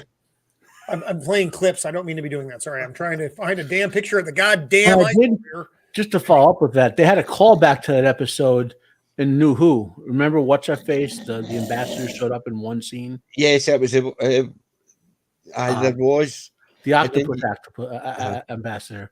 Yeah. It was the first time they actually had him looking good. Yeah. Lord. All right, so we're going on to our final roundtable question. Then we can start talking just New Who for our last bit of the show. I think at least what we think is going to happen. So hold off. I know you want to talk about it. Hold off though. So, Matt, what is your favorite episode? Well, I already said it. And you can have a classic, you can have a modern. Since I did my all-time favorite episode is Pyramids of Mars, I'll go number 2. What I'll use, it's not my number 2, but I'll give you a New Who episode, Blink. Oh, Blink. Yep. Yeah. Introduced us to the Weeping Angels. Mm-hmm. Yes, those things. Woo-hoo. Just the way it was put together. When you first saw them, they were terrifying. The problem is because overuse. The Empire State Building. Problem. Yeah. What did they do? The Statue of Liberty ruined them. Which is made of copper. That was so bad. But they overused the shit out of the Weeping Angels. Yeah. Because they were scary and they were a great scary. The Weeping Angels should have been like the Zarbi or the Croutons or whatever. They should have been a one-hit wonder. Here's the thing. Blink was a throwback episode to that period of Pertwee, Baker, and Davison with a lot of horror in it. You know, like there's very little modern Who has horror in it the way those that era did. And Blink, I was like, this is a throwback episode. There's legitimate terror here. Like this isn't a villain you could just blow up or Sonic or whatever. You have it's hard to even how do you beat a villain who doesn't exist when they're being observed? That's how their power works. If they're being observed, they cease to exist. So, how? And I loved the Weeping Angels, but you're right. It was the episode where we lost Amy Pond. And I cried. The Angels, was it the Angels Take Manhattan? Something like that. Yeah. But that was. It had good elements in that. One, we were at the point where we just were saturated with the goddamn Angels, and 2, the Statue of Liberty. That was the one. That was a ridiculous part of the episode, but there were a lot of other good parts of the episode. So that was kind of, it was a mixed bag. It was a mixed bag. Yeah, that was really do you know what the Angels Take Manhattan actually made me realize? You Americans don't actually, if you hear a big bang, you don't turn around to see what it was, because you could hear the statue walking and nobody turns around. You know what I mean? And had a look at the Statue of Liberty. Right. It's New York. They hear big bangs all the time. Every time I'm on my phone with my daughter who lives in New York, she likes to be on the phone with Mrs. of the Empire when she's walking through the city. And all I can hear in the background is noise. Lots and lots of noise. There's always at least a siren or two, maybe some loud banging sounds. Just it's a loud city. It's a loud city. But you're forgetting, PJ, you're forgetting one thing. Why would New Yorkers be frightened of the Statue of Liberty when they've already faced down the Stay Puft Marshmallow Man? But in all fairness, it was the Statue of Liberty that helped in the second. Could display the Statue of Liberty. He's already moved once, so the Weeping Angel was not. It was not. Whoever'd seen that was obviously channeling Ghostbusters. Yeah. So it wasn't an original idea. Surprise, surprise. I wonder why that was. An image of an angel is an angel. Yeah, that two-parter was great. I love that two-parter as well. Yeah. You know? All right, I'm trying not to get a copyright strike, but I didn't want to show the. I had to go back and check that again because they did that very well in. Was it Matt's last? No. Hanging in there, PJ. I'm starting to flag. It is 1:30 in the morning here. No, I can't believe you guys are here. It's so weird. Well, you know what? We care about Doctor Who, and we care about you and all of that. Granted, I'm not from the UK, or I'm not in the UK. I'm just a weird American who stayed up a long time. All right, weird American. Is that tautology? No. Blair de Blair, what is your favorite episode? There's so many. Robots of Death was a really good one. Tom Baker era. My favorite, however, is Warriors of the Deep, Peter Davison. That's where they had the Silurians and the Sea Devils together and underwater base. I thought that was really cool. You know, that's underwater base looked all 80s, you know. Today it looks like all cheap. Back then it was like really incredible. My favorite part is that they call it the Melkor. It's like two guys and a big giant monster thing. And then one seahorse. It was, and then that one doctor, when she's trying to escape, she does her strip mall karate on it. She goes, hey, hey, and she kicks it, and she gets electrocuted because the thing's like like an electric eel, and she dies. It's hilarious. They should redo that so you can see her skeleton inside her body when she does that. That would be even better. Style, yeah. Cool. The weird thing about that is that a lot of people always take them out of the Merca, but for those of us who are old enough to remember anything, it's actually classic, typical Doctor Who. It's as classic Doctor Who as the proverbial, and that didn't really happen, wobbly sets. Yes. Do you remember the slug creature? It was crawling along like that, along the corridor. It was the small guy in the bubble wrap. And they said as he was crawling along, all you could hear was the bubbles constantly popping. That was the Wirral, wasn't it? Do you remember when the Time Lords were invaded by the Sontarans? Yeah. And Tom Baker met the Vorlog. It was just aluminum foil. Yeah. It was just 3 aluminum foils and then like sprinkling, and that was the aliens. And it was basically that was the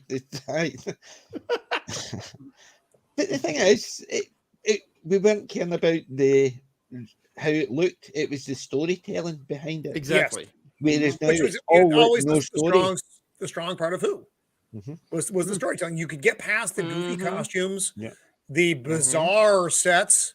Yes, exactly. But it was the stories that why is it beloved 60 years later despite Jodie Whittaker?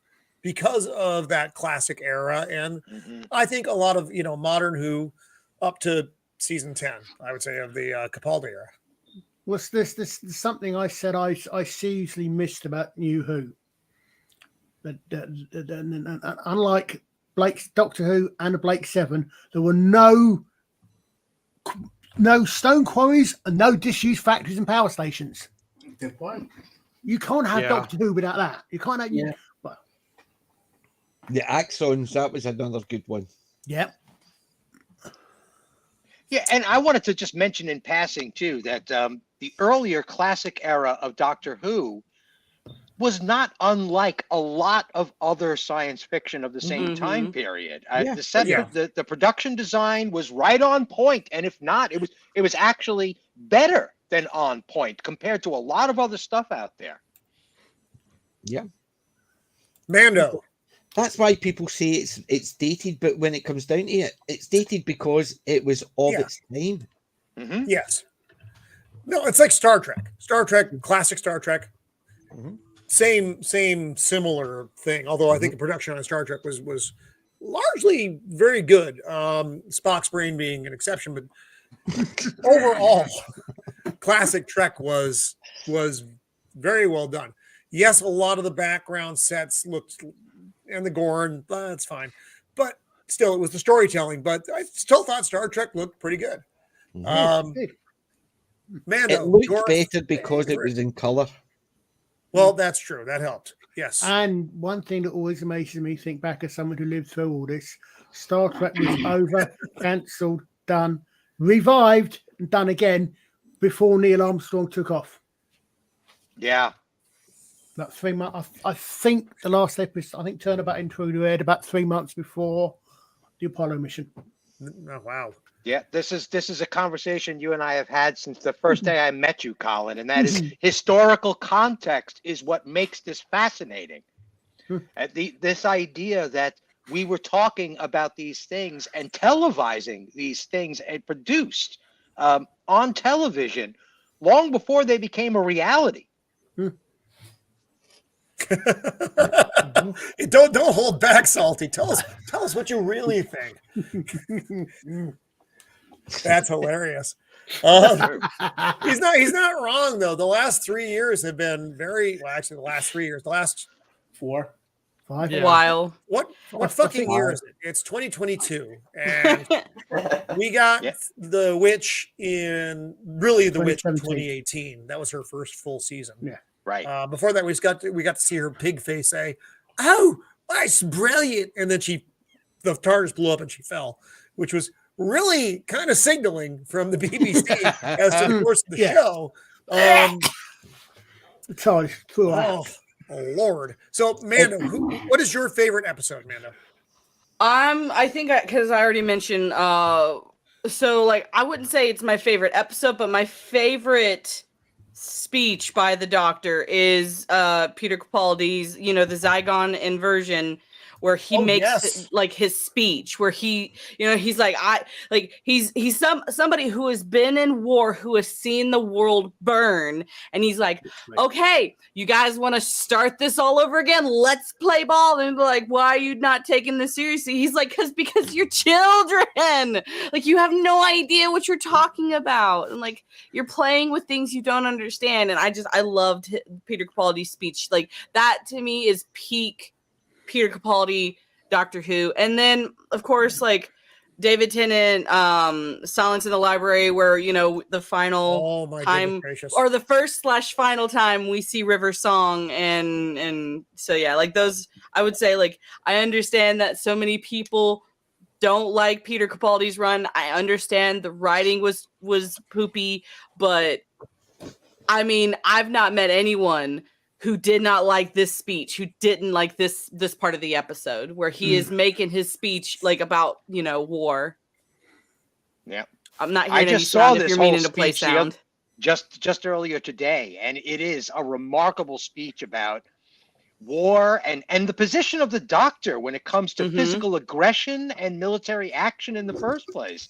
It's like, look, I've been around this mulberry bush a whole bunch of times, kids. It's astounding. I feel you. Like, as much as I don't like New Who. In Day of the Doctor as well, when they did, it was the first Zygon speech.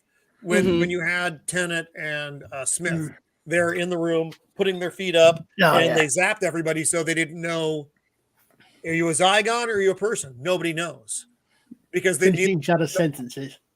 Mm-hmm. It was great. It was. I actually, Day of the Doctor is one of my favorite episodes, and I know it's a special, and I know it's Modern Who, but I love Day of the Doctor. I just thought Matt Smith and David Tennant were so good together. And then you had Billy Piper in there again. You got the kind of the Ghost of Rose as the she was the interface, and of course John Hurt as the War Doctor. Oh, they showed that here in America in theaters. Me and my friend from high school went to the theaters and saw that. Wow. That was just incredible. Incredible. It's the Zygons who, to be, I don't give two fucks about the Zygons. I don't care about them, but they were a good, I guess, background thing. So you could have all the other stuff, and the other stuff was well worth the Zygons. I think the Zygons are kind of a goofy bad guy, but I loved the other, just like his war speech is the same thing. I loved his war speech. It's just so good. But Capaldi can deliver a line. Maybe it's where he's from. I don't know. PJ can deliver a line as well. But powerful acting in Doctor Who is not it's not like an anomaly either. You get some great performances. You do. I'm not talking to you, Jody. I'm not talking to you. But she's not Doctor Who cares. Yeah. There's you said that there's actually a couple of great bits in the 50th anniversary. What I really loved one little bit of it as a history, one little reversal of an extremely classic, if you're English, an extremely classic, well-known speech. Right? I may have had the body of a weak and feeble woman, but at the time, so did the Zygon. Jim the Viking, are you? What the fuck, Jim the Viking? Literally, everyone in the UK is awake tonight. Coming out of the woodwork. This is what happens with daylight savings. Yeah, we couldn't miss your stream, woman. We couldn't miss your stream. Oh my god! You know, I'm on every week. No, it's a joke. It's a joke, kids. Please don't leave. So, Mr. AWK, favorite episode? I'm letting PJ go next. Okay. Yeah. My favorite episode, I've actually mentioned before, War Games, Patrick Troughton, favorite of all time. I just love that episode. Just the whole way, bringing the having to bite the bullet and bring in the Time Lords because it's just too much for him. Knowing fine well that's the end.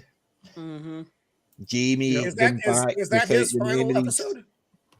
That was Pat's final, and he did the one with the two doctors with Tom, with Colin later on, but that was when he regenerated at the end of that, because and that's where basically Time Lords let him choose the face, and then you've got Jamie gets sent off basically without, and Zoe as well. Both of them get sent off with their memory erased.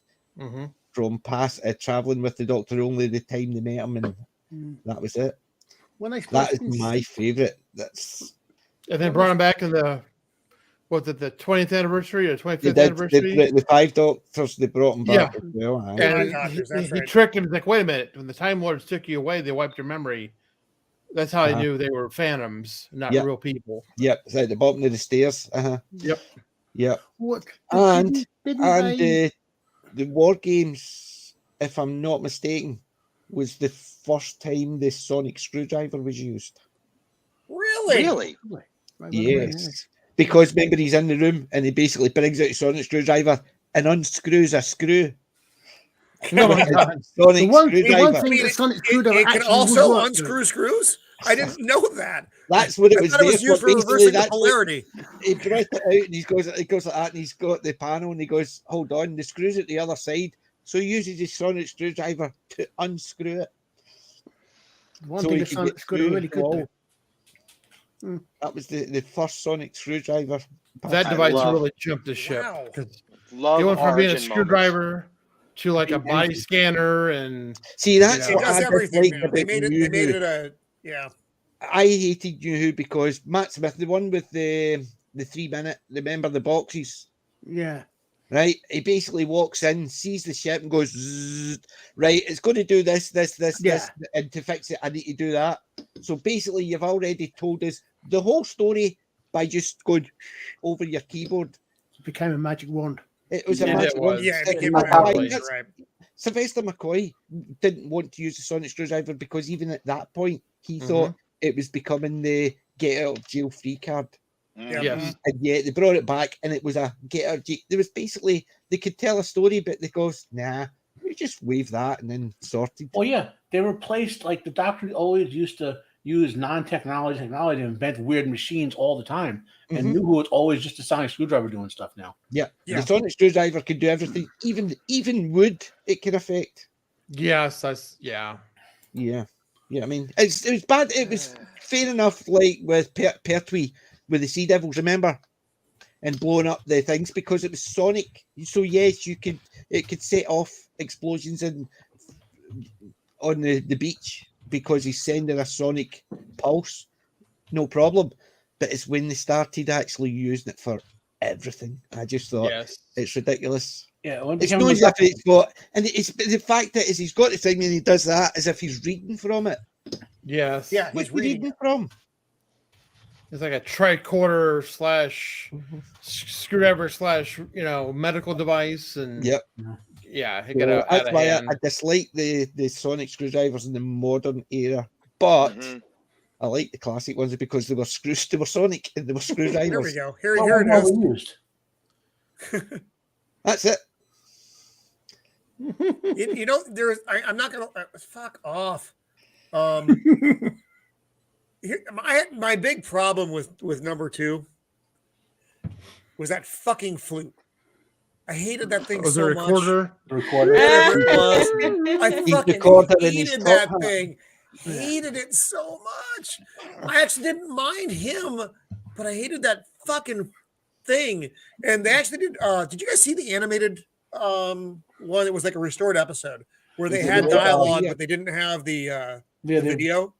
They restored. They fully animated it. I have it. It was. I thought that was. I enjoyed that episode.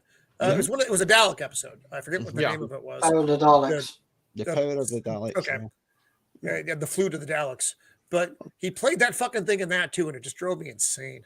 But for all things, there's one thing that people really need to bear in mind. Kelly.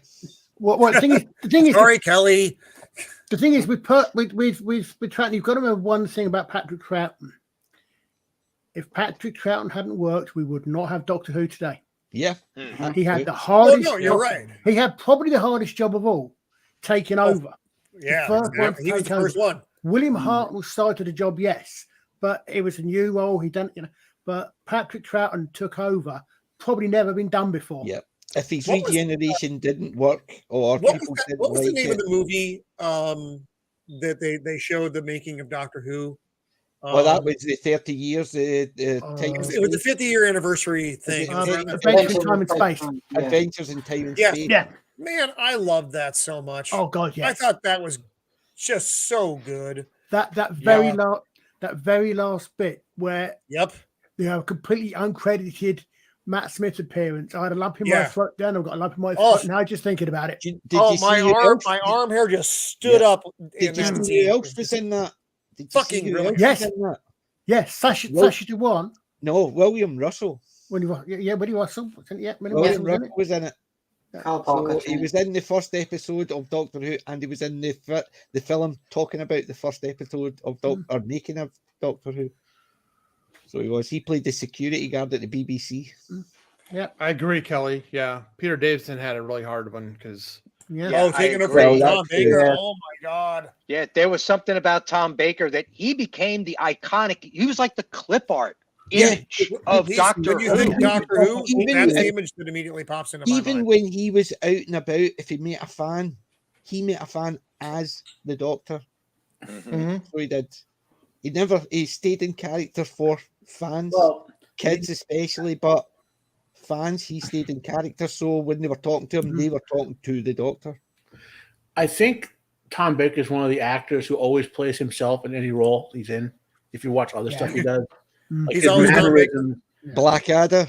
his mannerisms are always there. You know what I mean? Like he doesn't go full Pacino, or if you want to use a reference, but while he's acting in different roles, you know.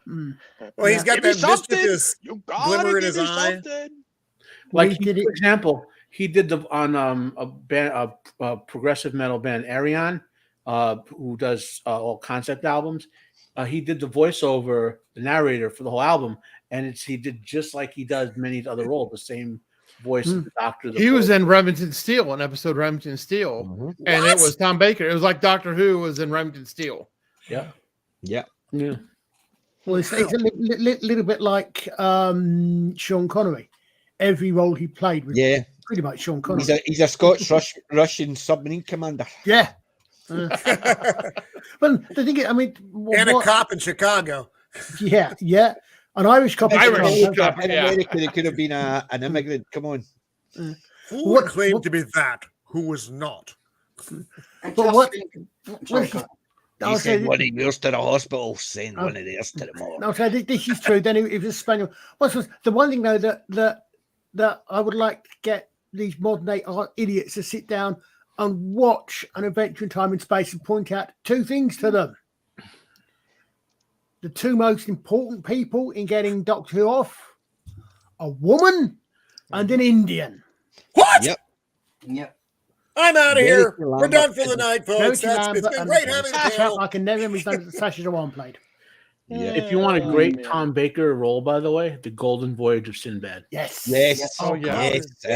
Yeah. The eye. He played the magician Kula. He did, with the scar over his eyes.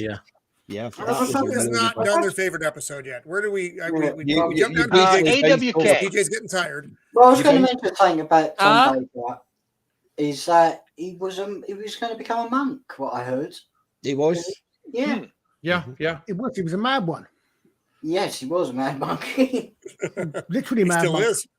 Yeah. So I don't care what apparently Sasha Dewan didn't know. Tom Baker was Rasputin. I don't care what happened.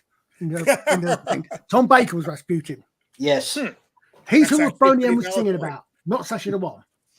And that's why he was so hard to kill, because they had to keep he was continuously regenerating while those guys were beating him up. That explains it. Please don't cut off my junk. Hell, if you follow Who You, Rasputin's a significant character from the what's that thing called in the novels? The other time agency. The temporal time agency. Fucking phase something. Torchwood. Oh God. Torchwood. No. I'll look it up and just keep going. I'm sorry. Yeah. All right. To get the Torchwood, so I can't come up with anything else. That was all I had. So, favorite episodes. Who are we on? Yeah, but you bounced over the UK guys to get to me because I'll be splitting soon because I'm okay. Yeah. It's fine. Right. So, Alec, give it a run. Go ahead. Okay. Favorite episode? It's got to be Sylvester McCoy's, and it is Battlefield. Battlefield. Yeah. Give me 1 second. Talk about the episode a little bit because I am not familiar with most of that era. You mean Battlefield was superb, wasn't it? Alec? Yeah, it Morgana, was. Featuring Return of Sarah Kingdom. Yeah. Especially that speech Sylvester McCoy gave to Morgana about not launching the nuke. Yeah, I remember. That was a brilliant one. See, I always found that part of that story weird because she had to go to her son because they had honor, they had fighting men, so he treated them with honor, yet she was quite happy to kill men, women, and children who weren't involved in battle after saying that about honor. The two of them just didn't go hand in hand. It was almost like somebody says, right, we need to do this, and then she'll do the atomic bomb, and you're sitting there thinking, but she just goes on about honor, so why would she willingly kill people who were not involved? It seems legit. It's just storytelling when somebody actually doesn't think. This was an Arthurian episode. If anyone listening on the home doesn't, see, that's fun. Yeah, see, I'm not familiar with this episode, but like I said, I'm not I'm not big in the Sylvester McCoy era, so I don't know. That is to me the best Sylvester McCoy story. That one. Yeah. There's obviously the one the mother the showman. Greatest Show in the Galaxy. The Greatest Show in the Galaxy is a good one as well, but that one is a really good one. That is one of my favorites. Who's the young man next to Morgana? Mordred. Oh, that's Mordred. Okay. Yeah. Kelly, exactly. You see, that's the point. What PJ's missing here is a very simple reason Morgana was the way she was. She was pissed off because Mr. Hudson wouldn't give her damn promotion. That's something Who the fuck is this? Who's the Blue Devil? And the Destroyer. That was the Destroyer. That was the Brigadier. Oh, is that not the same episode? Okay, I'm sorry. No, that was the same episode because they brought him forward as Destroyer. So yeah, they summoned the Destroyer in that episode. Yeah, Morgana summoned the Destroyer. Yeah. This was Lethbridge Stewart's last pretty episode, badass. So Another thing is they nearly could have killed off Lethbridge Stewart in this episode. Mm-hmm. Yeah. A couple of times. Wasn't to be. Yeah. Well, I'm unfortunate having listened to one of the new unit box set. I can tell you one relationship that didn't last from that. Well, Bambera, unfortunately. I literally got nothing here. Oh, unfortunately, at the end of it, Winifred Bambera goes off with. Was it more? I can't remember which. With what? No, not with Mordred. It was Galad. Galad. Yeah. Galad. Unfortunately, when they brought her back for Big Finish, that relationship had not lasted, shall we say? Yeah. I mean, I think that's the way it's put. It's not. I think there's more than that one. But sorry, hold on. Wait a second.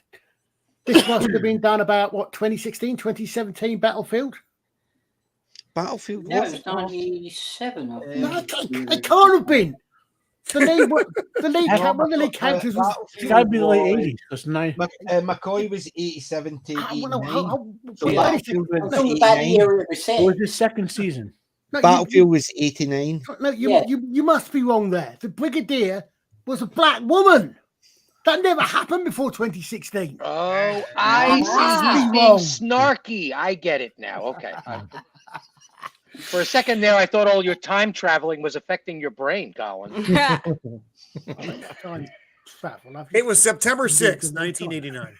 Yeah, but I'm talking about the time the story was set in. I think it was about 97. Yeah. Mm-hmm. Well, yeah, because it was after Lethbridge Stewart had retired, hadn't he? And Bambera was in charge of unit. If any actor can play a black woman very well, it's Nick Courtney. Hey, he played a talking cat. Wow. Yeah, and after all, Bambera actually played the alter ego of a man. So she did. Red Dwarf. She played. She did, didn't she? Yes. She played Debbie Lister. Mm-hmm. Kelly Lynch, are you bailing? Oh, good night, Kelly. Kelly. Good night. Thank you for coming.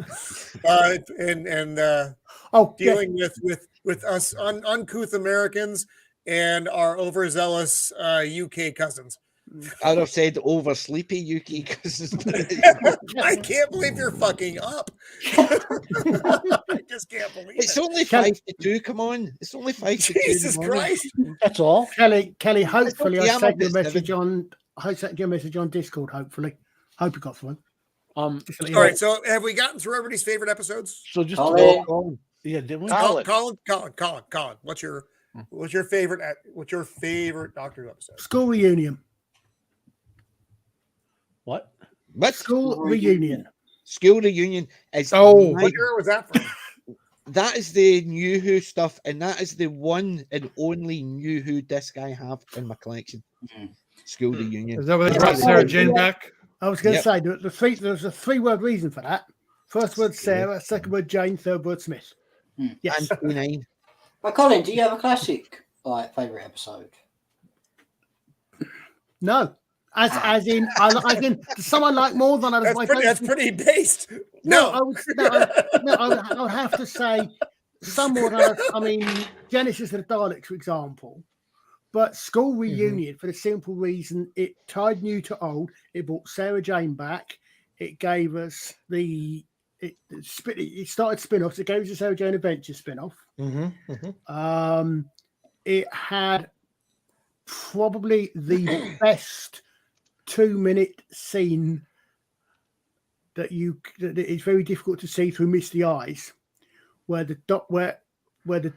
Sarah goes downstairs, doesn't know who the doctor is.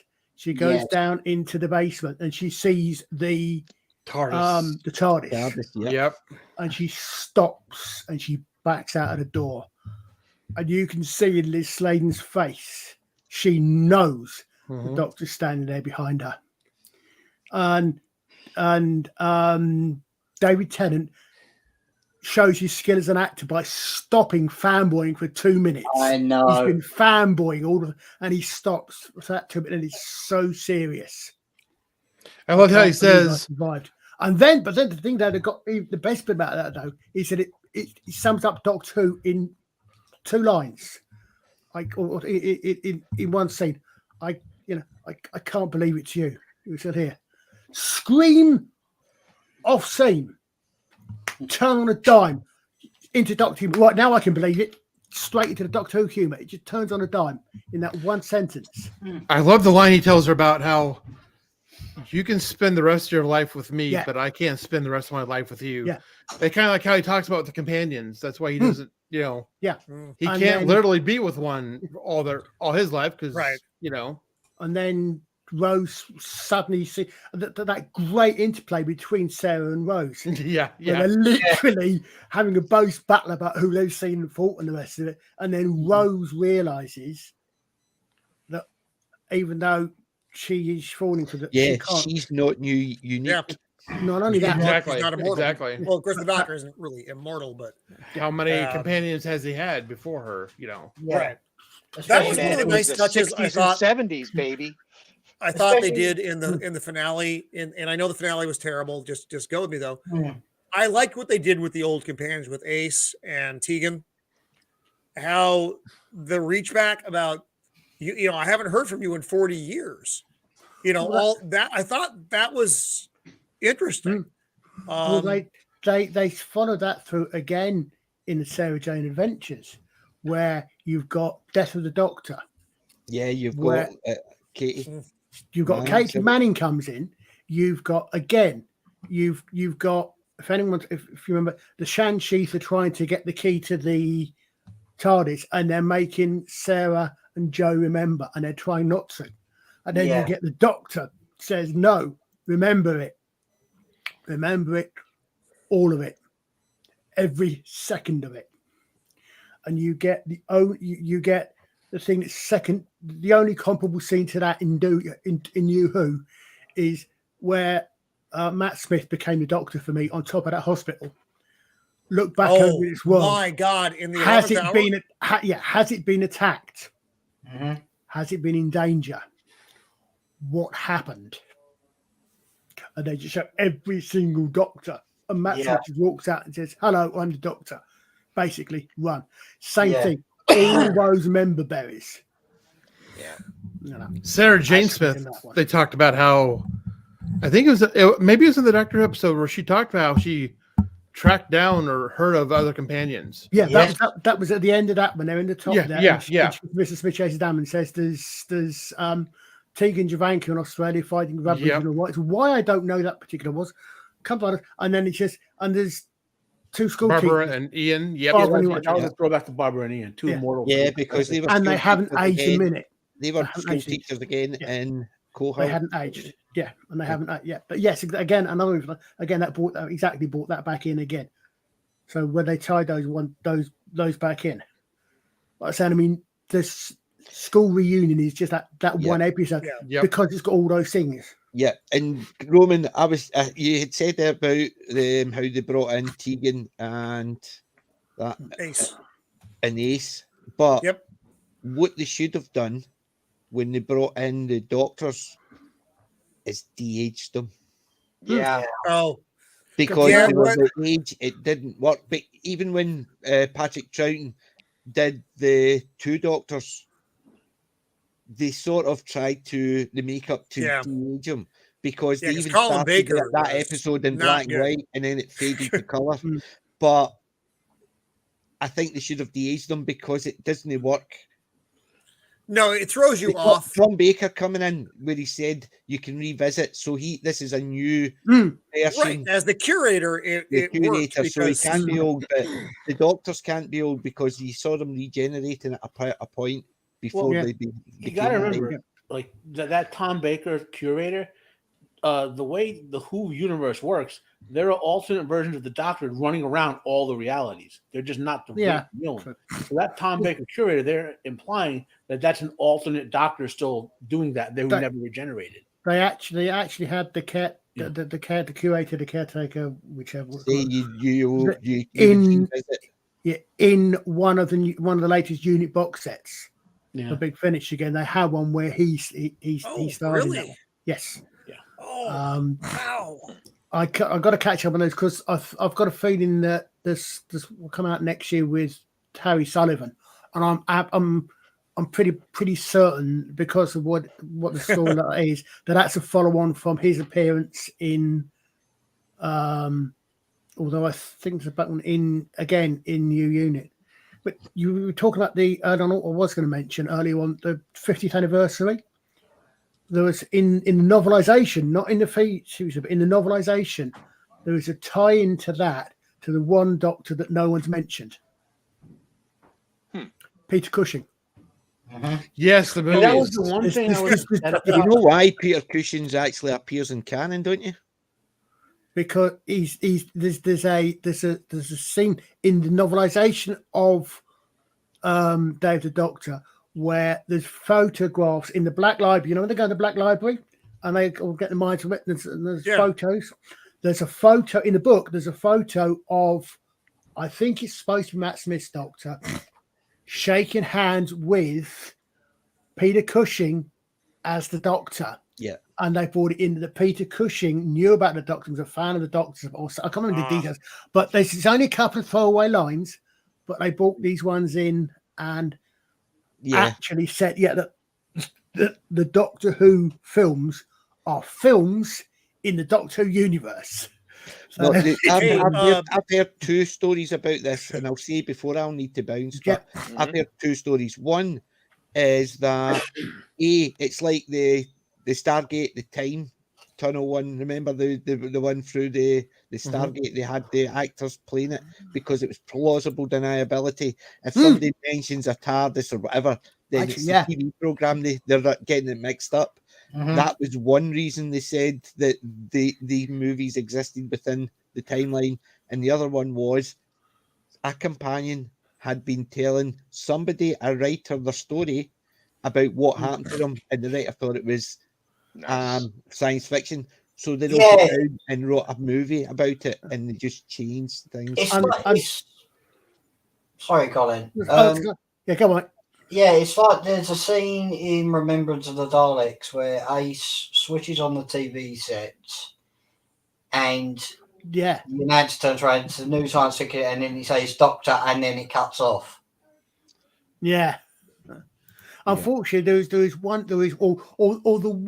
until the fact that it's an ebook, and I was therefore able to translate it and edit it and remove the final line. Unfortunately, the novelization of Day the Doctor has one other character in it that I just captured the final line, the last line. Guys, it's about the Doctor, her.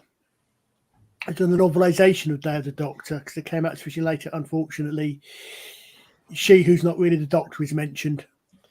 Yeah, but as I said, it's an ebook, which means fine. I actually read a book. There's a book out there called Doctor Why, because there's 5 Doctors. There's Doctor Who, Doctor Why, Doctor When, Doctor How, and another one I can't remember. Doctor Where, probably. And the Doctor Who in this story was female, but the Doctor Why was male. It was that type of thing. So they had 5 of them. They weren't time travelers as such. They were just I think they jumped between time, but they couldn't control it, and it was they just got dragged into a time frame where they were needed. Wow. And that was what it was. But it was basically each of the 5 characters were Doctor Why, Doctor Who, Doctor Where, and it was. When is that from, DJ? Would they also know it was a book. I can't remember. It was a book, and there was so much of the book I read, and then there was starting when they went to the Doctor who was female, and it was all man bashing. I just went, nope. Oh dear. The idea was really good. The idea was really good, but it was a book. I think it was called Dr. Y or something like that. Does that predate Quantum Leap? Because Quantum Leap's premise is basically... That's what I just said. I don't know. It was about 15, 20 years ago I read it, and it was the new book then. So... Well, the damn thing is that actually, I'm sorry, but I don't care what you say. Jodie wasn't the first female Doctor anyway, and I'm not sure that Joanna Lumley was. It was done in a Big Finish audio. I was about to say, it depends when the Big Finish Unbound series came out. Yeah, but see, the Big Finish, I would say 90% of the people who watch Doctor Who, or the normies who watch it, don't. I mean, but even they would actually say, well, Joanna Lumley did it first. Yeah, but the reason that the audios and books count is because the show constantly references that stuff. Yeah. Would that mean Roman knows I'm one of these ones that if you have to jump to different media to keep up with a story, then the story fails. Yeah, because they shouldn't need to expect us to go to different medias just because they want us to buy it. The comic book, the show, and some weird reference on the back of a cereal box, and I need to know what the fuck's going on. I think there's two points to that, and I agree with you. Was it Picard they did it with, where in order to know what was going on, you had to go read a comic. Yeah. No, I refused. No one did, and no one gave a fuck. I refuse to no one gave watch a fuck the TV about series. Yeah. You got something like when it's something like most of the Doctors, I'm like starting off obviously with the Missing Adventures, where they are. I mean, the Missing Adventures particularly are as canon as anything can be, because they're even specifically placed between episodes where they're literally authors have gone on and written something that wasn't shown on the series. Yeah. See, I grew up reading the Target novels as well. And yes, the Target novels, a lot of them were based on the show, or the show was based on them. It was basically either way, because I read some Target novels about the same time they were on the TV. So they were written at that time. But I didn't expect the two of them to be identical, because I knew fine well the media was different. So things that I read in the Zarbi... it was PJ, different from the TV show in the Zarbi. PJ, I know you got to go because I need to bounce. I'm actually tomorrow in the UK.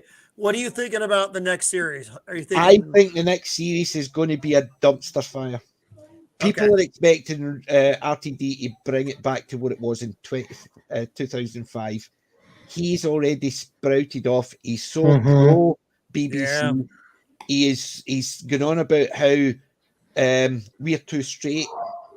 I'm too straight to watch it now because it's the gay audience. You are definitely too straight. Well, they're saying the gay audience are more intelligent when they watch it and stuff like that. He's going full nut job. Yeah, that's my feelings on it. I think it's going to get. I think you're right. I'm hoping for not that, but I think you're right. Yeah, and with Disney involved as well. God, we're gonna fuck up your shows. Light it all on fire and dance upon the ashes. I think it's going to be rife with agenda. It's going to be right, and it will not be female agenda this time. It'll be the more. Well, they already have an other. They've already said he's going to be. They already have an other on staff. Yeah, they've already said he's going to be the gay. A more gay Doctor Who. Doctor Who should be asexual. Yes, exactly. He's an alien, not a human. Yeah, he should be asexual. I didn't like it when they had the companions falling over him and then him falling for River Song. I just did not like that. That should be separated. I still thought River was hot, and I would have. Not human. So she has some time wardens to her. You know what I mean? Like the. Yeah. So hey, PJ, thank you for thank you for having us. And I can't fucking believe you showed up. It's as I said, I was on holiday and I'm up at 7 o'clock in the morning, but I can have a long lie. I can laze around the house. Don't blame me to Mrs. Maybe for this shit. Just you. This is already, Roman. I've already blamed you before I came on. God. You think I'm going to speak to my bed at 2:00 and say, "Sorry, I was online." She knows I'm online. It's this stupid fucking American. He does his show in the middle of the fucking night. What am I supposed to do? That's all right. I'm not going to come on his show again. You're lucky we're in that little bit where we're actually an hour closer to you. Well, your clock's change, you can be back to being 5, 6, and 7 hours apart. Yeah. Well, so, but Roman, thank you for having us. Ladies and gents, it has been a pleasure. Thank you for putting up with my Scottish accent. Yeah, but although I keep telling Roman, I don't have an accent. Yous all do. Yeah, I know. I'll see you Saturday, PJ. I'm away for a week, remember? No Saturdays for me. Mother dick! Enjoy yourself, PJ. Enjoy. Jim will take care of business. Right. PJ. Bye. Bye. I'm reversing the polarity and he's gone. Okay. Reversing polarity. All right, so moving into the future, we're going to wrap up here pretty soon, probably about 20 minutes. This was my favorite scene in the new Doctor Who. You guys, sorry, you guys are this is getting really, really bad. I should have stayed and not listening. I've got a feeling I might actually have to watch the goddamn Power of the Doctor now. You know what? People think good things about this. Was the best episode of her series because she was only in it for 5 minutes. No, not that. It's things like disappeared for most of the episode, and then it's enjoyable. No. I say it. I'll just skip through. It's things that sound interesting, like Mark doing Bodie M. Yeah. I mean, my Alex and Cyberman. Yeah. PJ, can you go back to the previous picture before that? Which one? The mountaintop one. Yeah. That one? Yeah. I think the TARDIS is probably thinking, thank God it's not happening inside anymore. Yeah. I said, you know what that clip is, don't you? That's Cardiff, yes? No, that's the clip. The ratings fell off. Oh! Oh, Archer for the win. Is Cajun Corey in here?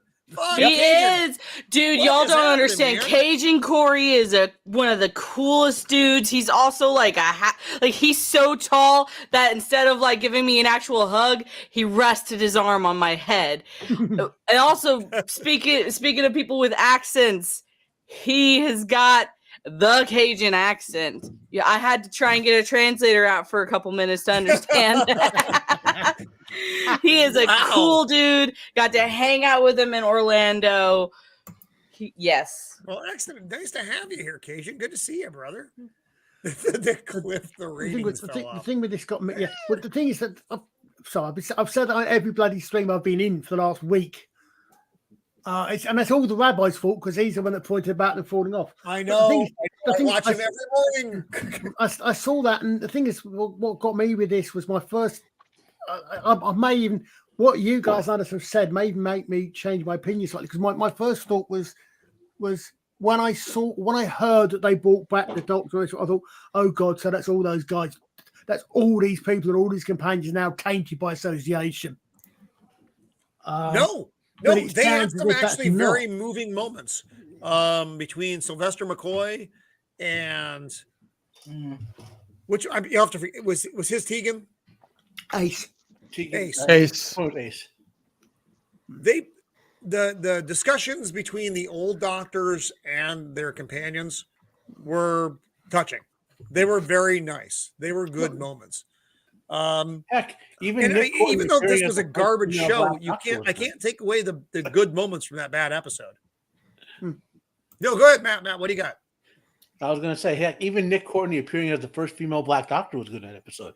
So that was not good. So if you guys want to hear a fun story, so Cajun and I went on a roller coaster, and he's never heard so many expletives come out of my mouth because my soul felt like it was leaving my body, and he's like, Nando. Oh my God, that's hilarious. Mm-hmm. But and then we're here. What the hell is going on here? Now we're in modern era. Now we're at shooting. Here's what I think is going to happen. I don't. You We're know getting what? a I saw bait an and interview switch. with him. Actually, Colin, you probably saw it as well because I wouldn't have seen it if the rabbi hadn't played it. The interview was shooting. He gave. It was like a Q&A with him. Yeah, the interview that he gave was actually quite. It was good. It was good. It was quite hopeful. Yeah, you know what they didn't talk about? They didn't talk about his sexuality. Yeah. They didn't talk about the fact that he was black. They talked about Doctor Who. Was it what was it that someone was talking about? I can't think.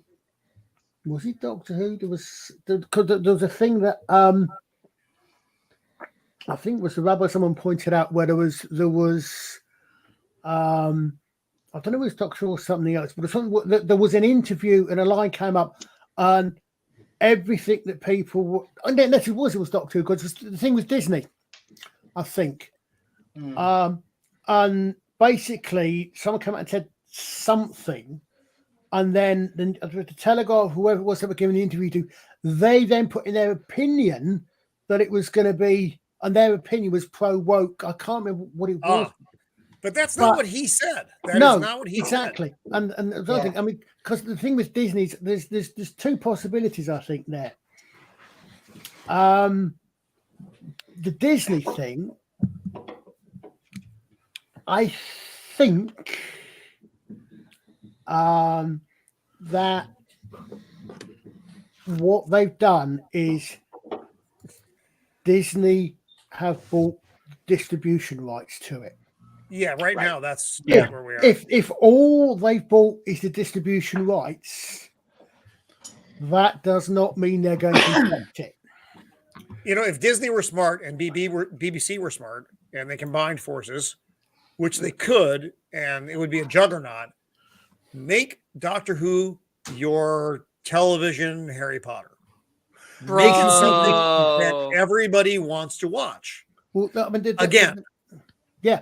Well, I mean, the thing is, the way I think, hopefully, and what I hadn't actually realised until someone was pointing out on another stream earlier today, yesterday, was that actually, I'm not sure exactly what, outside the UK, so I don't know where BBC America, etc., fits in this, but certainly down in Australia, Disney Plus are the only people that got the rights to it.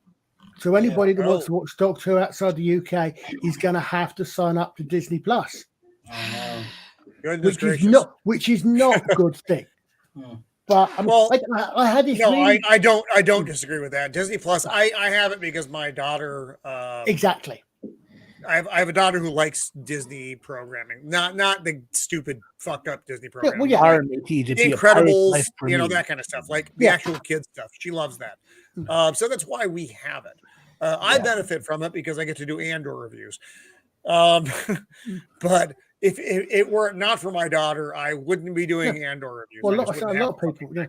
Anyway, sorry, Colin, carry on. Well, I was going to say the thing is, hopefully, now you're right. That there is a possibility because the other thing that does come into this in some way is Big Finish as well. What's going to happen for Big Finish's licensing, Disney, BBC, etc., etc. Right. Yeah. Ideally, if RTD can keep his politics out of his programming, yes, which is reasonably could be to well, he's done it before. He has done it before. If he can keep his politics, or even if he can keep his, even if he brings his politics, if he can keep his storytelling abilities online there, so that he can make this up, and if he does put his politics in, he doesn't slam over the face with it. If he and was it Bad Wolf? If they combine with Big Finish, they've then got all of Big Finish's back catalogue that they can bring. They've got Big Finish writers they can bring on board. They've got Big Finish stories they can do. Yep. They've got Big Finish, for example. Big Finish are the ones that did Gallifrey. BBC had the Gallifrey series. the Paternoster gang as a separate entity, Big Finish, not BBC. If they could bring all that in, they could literally do a Doctor Who. Harry Potter be damned. It could be, as people said, it could be the Doctor Who version of the MCU. There's enough there. It could. Yes. It could. Yeah. Now, will they? Don't know. Well, anyway, we can hope. We can hope. Yeah. I was going to come up with a line for a future Doctor about him going, yeah, there's this one time that I regenerated into a woman, but I think that was stupid frog. Well, there's several theories out there. I mean, one of them that was saying is that if this is the toy maker, that'd be good. That the entire Jodie era, I hope so, was a fever dream. Fever dream, psychological attack specifically designed to weaken the Doctor during his regeneration. Yeah. They're just going to ignore it. In other words, they're not going to retcon it because that'll cause rage across the world. Yeah. They're just going to ignore it and pretend like every bit of writing from here on out will pretend it never happened. They'll just won't acknowledge it. I think one hallmark, the fact that on a time where Capaldi didn't want to regenerate. Yeah, Capaldi didn't want to regenerate. Yeah. Right? He refused because he knew what was coming. Look, but I was going to say, I did not particularly like the special that they made Capaldi do. I thought there was one bit in that. Well, the last one. Yeah, the last Christmas. The what's it? Not well. The I can't remember. Yeah, Twice Upon a Time. Twice Upon a Time. Yeah. Yes. I didn't prefer it either. I thought he should have died at the end of The Doctor Falls. Yeah. But I mean, that should have been it. I thought there was a threat that I thought they were absolutely incredibly disrespectful to William Hartnell. But what I quite liked about that was a couple of bits. Was again another one of these. I mean, maybe I'm not as smart as some people, but obviously in hindsight, when it comes on and they finally find out the captain's name. And yes, 30 seconds before it, you go, there's only one name it can be. Yeah. It's going to be Lethbridge Stewart. But then that was a really, I enjoyed his part in it. There were like bits of it that were good. It's like the last, the finale. There are bits of it that are good. There's a lot of it that's good, actually. His attitudes were reasonably accurate for the type of person that he would have been in 1960. Yes. 1960. I like that performance. I like the end of that episode a lot. I just didn't like a lot of the in-between stuff. You're right. The way they treated the first Doctor was terrible. But what I particularly liked about it, again, as a history, even though the First World War's not in here, I'm particularly interested in, is you've got this bit where he sits back and he's about to let the German, he's not going to shoot the German soldier, so he's going to let the German soldier shoot him, and he goes that for one of us soon. Yeah, and but then you hear something start off in the background. And where they think Silent Night, they were singing Silent Night. Yeah, you hear something, and the Doctor says, "There was one thing I could do, just a little adjustment, a couple of hours." And you hear them singing Silent Night. Actually, you hear, if you remember Rob, you hear them going, "Stille Nacht." That's actually based on a real event. Yeah, exactly. I say exactly. And that's the point. They're doing that. They're actually doing that. The one, as he says, another, as he was saying earlier on, Mando, great speech of Capaldi's. Another great speech. Yes. The one time they actually stopped, and it stopped, is that singing. And and if you know your World War I history, you know exactly what the hell's going to happen. Yep. And that was so good. It just stops. Colin, his speech at the end of the episode was also very good. Because he's talking about his immortality. Yeah. basically for him, it's a battlefield, but everybody else is dead, and he's the last one standing, and that's his life. Everyone he loves is gone. And that was a good speech in a bad episode. But you have to look for the treasures where you can. Yeah. So and it was downhill from then on. So I mean, it hadn't been exactly uphill for most of it. I think I know my feelings about New Who. I am hopeful but apprehensive because I don't know what to expect. There's a lot of good things going into it. I don't know what the music's going to be. I hope they can bring Murray Gold back. That would be really good. I mean, I honestly don't know, but the fact that, as people pointed out, even though it happened once, twice before, the fact that every time it's happened, the fact that when she quote regenerated unquote into David Tennant, the clothes changed. Yeah. That was weird. That's weird. That's an interesting. I mean, they're probably not going to do, but that could be. Unfortunately, the only way to change that is that would effectively have to undo Capaldi and Matt Smith as well. But I mean, the other thing that got me was that they're saying that that Tennant's going to be the 14th Doctor. Well, there's an interesting couple of things interesting, both the curator and Capaldi's Doctor. One of the first things Capaldi's Doctor said, "I know this face. Why this face?" Yeah. Tied back to right.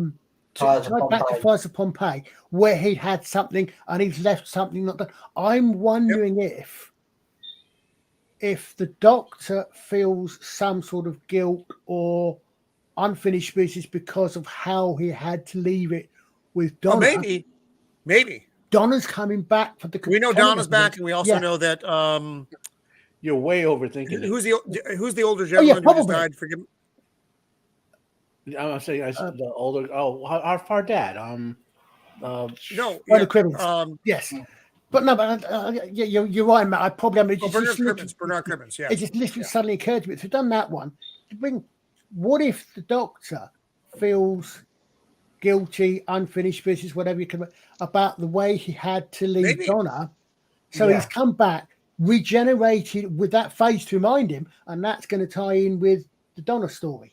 Don't forget, it was Time Lord Victorious during Waters on Mars. All right. Yeah. Hey, Stephen, I'm going to be back in 1 minute. Just go ahead, take it away, and then we'll do a wrap. Gotcha.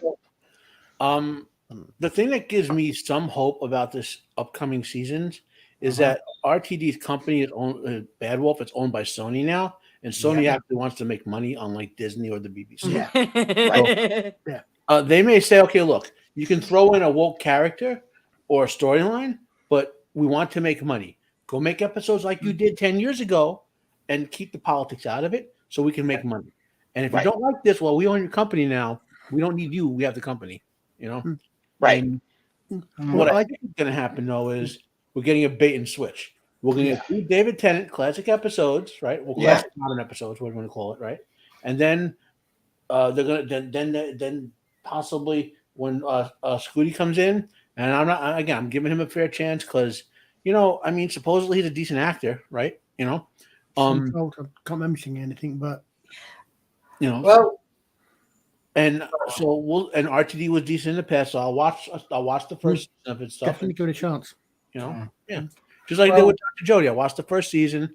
There was one episode I liked in the whole first season. I only liked it mildly. It was the second one, and I saw the politics creeping in, and I started reading more and more. And I was so disappointed because I like Broad Street a lot. I thought Chibnall did a great job on Broad Street. I like Dr. Jody on Broad Street, or Jodie Whittaker. And I was like, oh, they're going to do a character-based Doctor episode. That's what I thought he was going to do. Yeah. And when we got this total garbage, and that's why I don't blame her because it's him. It's Chinball's fault. I mean, she's still an actress, right? I mean, and the analysis I'm currently watching about her seasons. The script is just not there. Nobody's being characterized. Everything's exposition. No dialogue is pertinent to the drama. It's all pertinent to exposition. It's terrible. It's horrible writing. And no matter who played the Doctor, if Capaldi had regenerated to David Tennant or Christopher Eccleston, and they did the episodes with the timeless child and all that crap, you would hate them just as much as you hate Jodie. But Jodie jaded herself before she took the screen. She poisoned the well. Yeah. But see, here's the thing. No, you gotta learn to ignore that the stuff show because all with these her fucking most pig Doctor nose. actors are No, fairly she already lefty. poisoned the well. I agree with you and I disagree with you. Like I said, Peter Capaldi worked well with some terrible material. If he'd had Chibnall's garbage, yeah, that would have been horrible as well. I won't deny that. But Jodie openly told white males to fuck off. Yeah. You don't need to watch this show because it's not made for you. It's made for other people.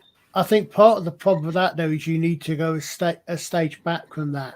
Look at the, if you have to mention it, look at the Rings of Power. I think the Rings of Power. I think it was not the show itself. I've not watched it exactly, but some of the things that were said even before that happened, right? Yeah, poison the well. Yeah, no, but the actors came out and said we were warned to expect this. Oh yeah. And Star Wars too. They warned them that are going to be racist fans. Yeah, exactly. Maybe it was Star Wars. I'm thinking about then. But Obi-Wan was the specific. If they're warned that, that's going to be the actor's attitude in the first place, especially if they're in that bubble. So, to a degree, I think you're absolutely right. Poison the well entirely. But exactly, Salty, it's the BBC. The BBC is a big fucking shit pile that has a checklist of who they want on their shows. Did you guys happen? I know we're going a little bit over right now. Did you guys happen to watch The Devil's Hour on Amazon with Peter Capaldi? I watched the first episode so far. Obviously, a BBC production. But I actually really enjoyed it until the last episode. People complained about the pacing of it, and I will agree with that. But they did have the checkbox fucking characters that the BBC has to have. Except for the most part, it didn't matter in this series. But they do that. They do that in every fucking thing they do now, and they're going to do it in New Who as well. They have their checkbox characters. So you got to have a this, a this, a this, a this. And if you can have this, it's like a fucking bonus. But yeah, they have their checkbox. Well, here's the other thing to consider. Say, like, as an actor, actress, whatever, I'm playing a role. I'm playing a part. If I know that I'm about to go into a franchise that has been around forever, I'm going to go do research. If I have never even heard of the franchise beforehand, I'm going to do research. I'm going to watch episodes. I'm going to figure out who am I playing. You mean you're not going to intentionally not watch the show? Jodie, I'm talking to you. Well, and that's where my problem with Jodie and other actors and actresses like that. Like, yes, they can have crappy writing. Yes, they can have their whatever politics and they can be in that bubble. But they are an actor and they are playing a part and they should do research. They should care about the character they are playing. To watch the show. Which is funny because she worked with fucking Tennant on Broadchurch. We're finding out a lot more that it may not have been a choice for her. I mean, how many times have we seen this now where production companies have told these people Steven. She could have done it on her own, but maybe she was obligated. We don't know what the details of contracts are these days. I'm sure the contracts are almost malicious at this point. Yeah. What I'm saying is that blaming her for what Chibnall did, which anyone in that role would have looked horrible and we would have hated them for, is beyond the point, Yeah. Like, I'm just saying, like, she's not guiltless in this. Like, I'm not. She's taking a paycheck. She's doing a job, and I get that, and I understand that. You're both right. Matt's right because chin balls fucked up literally everything. But she did not do her part to at least do the best thing she could with a bad thing. But the thing is, I did hear, and I don't know how true it is, but I did hear that Chibnall's wanted to reboot, that he did not want a continuation. Now, if that's true, and he was told, then I can understand his put, and I can understand him saying, "Don't bother with the old one. We're doing something completely new." Right. Which also would explain a lot. It would explain a lot. I mean, I had. I don't think I was the first person to do it, but I saw, like you, I saw the first series, and I saw the second episode of season 2. Now, again, as someone else, who knows quite a bit about some of the historical pieces I said there. My one take from the Spiteful Part 2 was, thank God they didn't go where I had a sneaky suspicion deep inside they wouldn't. Even the BBC didn't go that far, because of the fate of one of those characters that they put in there purely for virtue signaling purposes. And where she ended up, I don't think even the BBC would take Doctor Who. And look what happened at the show. At the end of the day, all the talk of diversity and bringing the girls because they want to see themselves. The audience was us, 50-year-old white men. That was their biggest demographic at the end. Yep. Well, not Again. yet. But it was all crap. Largely, that's the audience. Yeah, so all their stuff and inclusion and diversity didn't matter at all. Everything they did wasn't going to help with that. They wrote like She-Hulk writes. They don't understand what a black person is, because they need to make it this thing, which it is not. They need to make a woman something. They wrote it for themselves. Yeah, it's it's the self-insertion writing. The insertion writing. Yeah, exactly, Stephen. Exactly. There's two things that what I understand that actually you guys finally got what's been pissing us off when you saw Rosa, and I can quite understand why that did not go down very well on your side of the pond. Didn't go, I don't want to, but there's two things that strike me on these things, that these people, you look at Jodie's doctor, wasn't a female doctor. She was a male doctor in a female body. Right. These people, they go on and on about toxic. As far as they're concerned, masculinity is toxic, but it also happens to be the only way they know to make a strong female character, unquote. Mm-hmm. Yeah, I mean, how many times did we see Jodie splaining to the entire cast? Like every 5 seconds, she was basically, What's it? I mean, fuck her and her Jodie splaining. That's a great fucking phrase, Stephen. Jodie's right. Jodie they did the whole thing for all the time when she had a pig nose, and she was telling you why men are bad and why this is bad. I wonder what happened. Why the audience is bad. Well, I mean, again, so I'm coming at this. I'm a history buff, as you may possibly. These things about women have been pushed down to history and all the rest of it. I can think of a few ladies who might disagree with you. They've got names like Eleanor of Aquitaine, Joan of Arc, even Boudica, Elizabeth I. I can think of a few ladies in history who might actually slightly disagree with you that they've had no power. It's just been just throughout history, like. She's gonna explode. Go ahead, Mando. Take it away. Do it, Mando. Do it.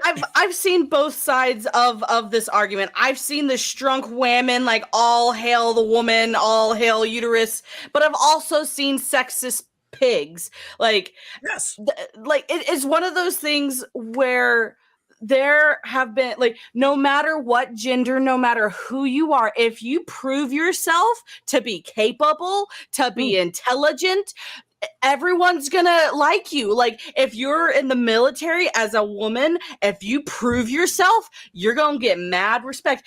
Joan of Arc, she proved herself. I was just gonna say Joan of Arc is a classic example of what we're talking about here, and that's a legendary figure. Mm-hmm. Yeah. AKA, let's pick a non-legendary figure. Let's pick Ellen Ripley. Yeah. Not She the was best, capable. given that the character She was was originally fucking written as a male, That's all I actually. want. But yes, exactly. Yes. It's just like as a woman, I hate when other women are like, we need to lower the bar. I'm like, no, no, heifer, keep the bar high. If you can't meet it, get the heck out. Yeah. How'd you feel about She-Hulk? I'm kidding. I think it's a big green turd. Yeah, there's an ironic parallel there with lowering the bar, considering she was a lawyer. Well, you're saying that. In fact, I think about from what I've heard of. Again, I didn't see any of that. I didn't see any of She-Hulk. I didn't see any Rings of Diversity. But from what have seen of it, reviews, stories, and the rest of it, there is one thing in common with all three of these shows, with She-Hulk, with Rings of Girl Power, and with Doctor Who. All three of them, it's all her fault. She-Hulk, if she'd been able to keep her eyes on the goddamn road and not obsessed about whether or not Captain America ever got laid, she wouldn't have had the damn crash in the first place. Right. Everything goes from that. If Jodie in her first episode crashes the TARDIS by pushing a single button in the first episode. If Galadriel had actually had her brains about and hadn't been too busy whinging and moaning and going on about it, she would have she would have had some idea what the hell was going on. She still didn't tell anybody. At the end of the series, nobody but her knows that what's his face is Sauron. She hasn't told anybody about it. And whatever you do, don't give the lone side man the Siberian or whatever it was. Yeah. So what does she do? Gives him the Siberian, ends the world for the human race. She's so annoying. She's dumb. I hate these stupid women. You call her annoying. Because she is. They all are. They're all so annoying. They're all butches that are like, they have the little ball syndrome. I'm sorry. They exuberate small balls. Like, sorry. It's just what it is. Wow. Like, it's just. Oh my God. I think someone else came up with the idea first, but I had the first couple of episodes of season 11, her first season. I had a thought that, okay, what would have worked and what would have brought it back was you've got regeneration traumas, which we've seen before. We've seen it happen before. We've seen it happen in the new Doctor, the Christmas special with the balloon. You get the Doctor regenerate. You get Missy regenerates. Missy is on a redemption arc, right? Right, she regenerates, but there's a problem with the regeneration. She's confused. She knows she's trying to be like the Doctor. She thinks she is the Doctor. Jodie isn't the Doctor. Jodie is Missy, regenerated, confused. The Doctor, for some reason, has also had some regeneration, which explains why there's only one good character in the entire first two seasons, and that's Graham. Graham, yeah, but we know that the Master was a guy too, not a woman. Yeah. So what I'm saying, unfortunately, you have to accept Missy as the Master. You, in order for this particular idea to work, you have to. Well, actually, no, you don't. In fact, no, you don't actually. Even if you say Missy was the Riley on a redemption, either way, Missy's on a redemption arc, whatever her character is, Missy is on a redemption arc. She regenerates, but she's confused. She gets conflated. She's trying to be more like the Doctor. She regenerates. She thinks he's the Doctor. For some reason, something's happened when the Doctor regenerates. He forgets he's the Doctor. Possibly there's which has happened before. Yeah. And he turned out to be Graham, which is why Graham is actually the character who's actually got some competency, right? And he's also in the final episode, Colin. Is he? They brought him back, did they? Yes. And two or three episodes in, you find this out. A whole bunch. You find it and you crack, and then you go, wow. And then you've got a semi-redeemed Missy, and you've got going back as the Doctor. But no, what do they do? You can tell how good a character Graham was.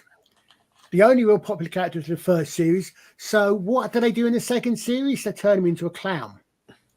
They turn him into someone who tap dances with his laser shoes or whatever. I didn't watch. I watched season 1 with season 11 with her. I didn't watch anything past that. I watched 2 episodes with her and I was done. But I did watch the final episode, and Graham is also in that, and he and Ace are aces, which is good. Sorry, go on. Right. Here's how they could fix it, right? So David Tennant in his 3rd episode goes back to Gallifrey and gets the moment that super weapon he was going to erase the Daleks from all time with. Then time travels when Capaldi is regenerating, blast him as regenerating to Dr. Jodie, thus erasing her in our entire 3 seasons and episodes from existence with the moment. You know, that would be great. That would be amazing. Well, I don't know if you guys are familiar with Dr. Alex, not our Alex, Dr. Alex, but he's done an audio which and he quite literally does a Dallas. Quite literally. He starts off with Capaldi's Doctor coming out of a radiation shower. He literally does a Dallas for it. And the entire season 11, because he's set for season 2, the entire season 11 is a fever dream of Capaldi's when he's undoing radiation damage. Wait, what just happened? Bye, Stephen. Oh, Stephen appears to have gone. I've driven him away. Good. Is that on purpose? That's 2 I've driven away. Did you push the button? No, I don't have any private chats. Dr. Jodie got him. Yeah. Oh no. Yeah, there he is. He's back. Steven. This is me touching the buttons. I didn't touch anything. That was all me. What's your name, Harvey Cthulhu? I would love for them. Like, I just wish we could get some good stuff, like some legit, like mainstream good stuff. And like, I wanted that with, Rings of Poop. I wanted that. And we didn't get it, of course. I wanted that with Star Wars with Obi-Wan. I was like, Ian McGregor, he's got this. He's been Obi-Wan. Like, he knows what he's doing. He won't let Obi-Wan be. Yeah. I was so pissed at Obi-Wan. Hey, so we're gonna have to wrap up here, guys. I know I think we've gone through the spectrum of. Sorry, I thought we were doing Doctor Who, not Captain Scarlet.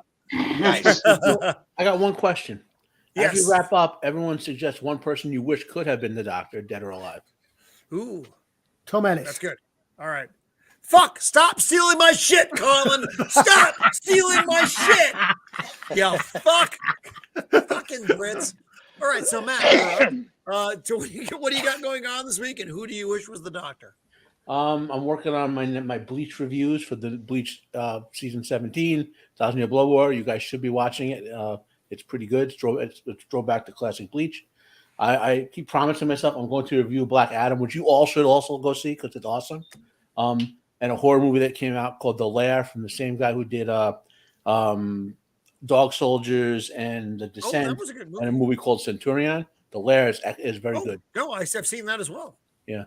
A couple other things working on, and dead actor would be Christopher Lee. I wish I could have seen him as Doctor. And living actors, he's retired, would be John Rhys Davies. Oh, that's a nice choice. How about Christopher Lee is the master opposite Peter Cushing's Doctor? Yeah. Oh, that's an alternative. That would be excellent too. Yeah, Christopher Lee's the Doctor, absolutely, definitely, yes. So I think of Peter Cushing as having played the Doctor, though. That's why I didn't say it. No, that's what I'm thinking. Yeah, no, I'm thinking. Great, but I was going to tell you, as a pair, Christopher Lee, I think, could have been the Master or the Doctor. Yeah. All right, newbie Steven. All right. I don't have any suggestions. I just wanted to say that our own Jacob Ironside is going to be doing an art stream tomorrow. That's November the 4th, 19 hours from now. That's going to be 3 p.m. Pacific time, which means 5 o'clock Central. And what is that, 7 or 6 East Coast? That's going to be basically him just doing artwork live in a stream. Jacob is a fantastic artist, by the way. Yep. Yeah, he's got some great stuff going on. I've watched his streams before like that. They're really good. And he's now pushing 108 subscribers. So good on him, man. Thank you, Jacob. We'll see you tomorrow. And, of course, PJ Maybe on Saturday as usual. Indeed, sir. Mr. AWK. We're going to be, I'm going to be on with Potato Revan. I'm not really sure exactly the time. I'll be tweeting it out a little later on. But Saturday evening, my time, after PJ Maybe's channel, we're going to be discussing V for Vendetta, both the film and the adapted we're actually coming up series. on the date, aren't we? Yep. Yeah, we are. That's why we're doing it on the 5th on Saturday. Guy Fawkes Day. I'm actually a Guy Fawkes fan, in case anybody is curious. That's Potato Revan on YouTube. Nice. Mr. AWK, what do you got coming up, sir? Well, at the moment, we'll be broadcasting, me and Colin will be on PJ Maybe's channel on Saturday. 15th of this month, we've got the homage to The Prisoner coming up. And at the end of this month, we're doing a discussion about the film Troll Hunter. So that is what's planned. Excellent. That's an awesome movie. It is. I've actually seen the movie, and I've seen The Prisoner, which is a little bit weird too. I watched a whole bunch of them for free on YouTube because I was told we were doing this show, so I had to catch up again. It's weird as fuck, but it's brilliant. It is. It's purposefully weird as fuck, and it never. I keep waiting for one of those things to show up out here in the studio, and I have a name. So it's going to be a night to remember for that show. So, Archer Colin, what's going on with you, brother? I'll be kind to my host and I will retract my earlier answer, replace my second choice, Chris Marshall. Hey, I'm giving you back your first choice, aren't I? It's do it for you, Roman. You already fucked it up for me. Oh, that's right, Alex. Who would be your weird choices for Doctor? I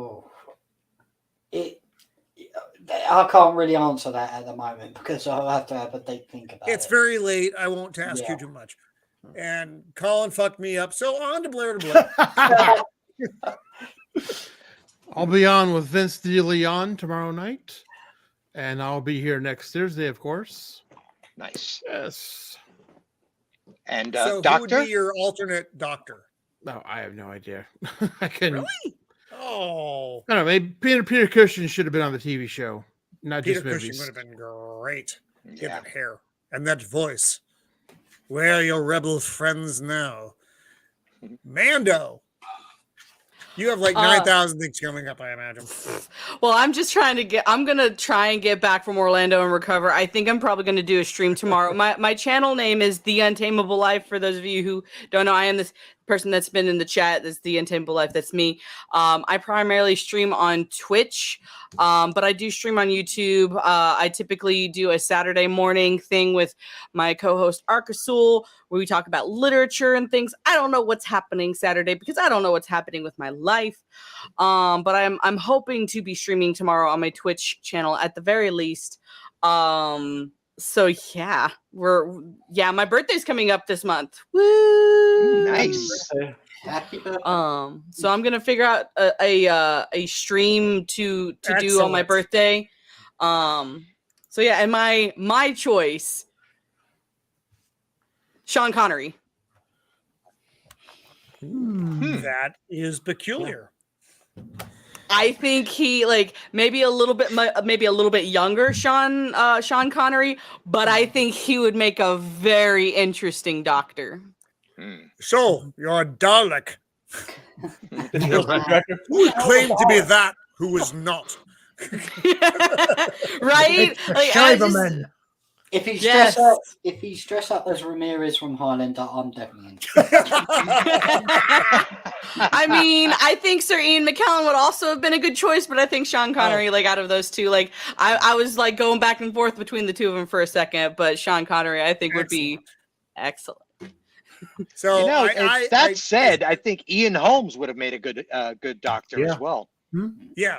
No, I don't disagree with that. Yeah. Although, as a young doctor, Tom Ellis, thank you, Archer Cullen, who plays Lucifer on the. What was it on? It's on Netflix now. What was it on before? A Fox. I think so. Yeah. FX or On Fox. He would be good. Yeah. I like that show a lot. I know it's very divergent from the comic book, but I love Tom Ellis. I thought he would have been a fucking great doctor. Oh, he's a great actor. I mean, I have no problem with him. It's just a stupid show. Well, he also someone again. He's actually been in Doctor Who. Yes. When? You remember the Time Lords? The one where the Master, the double episode 8 season finale where the Master takes over the End Earth. of time. Yeah, no, it's Master of the Time Lords. Where the Master takes over and he's killed by his wife and all the rest of it. He's the Doctor. As in, he's a doctor that helps out when they come back.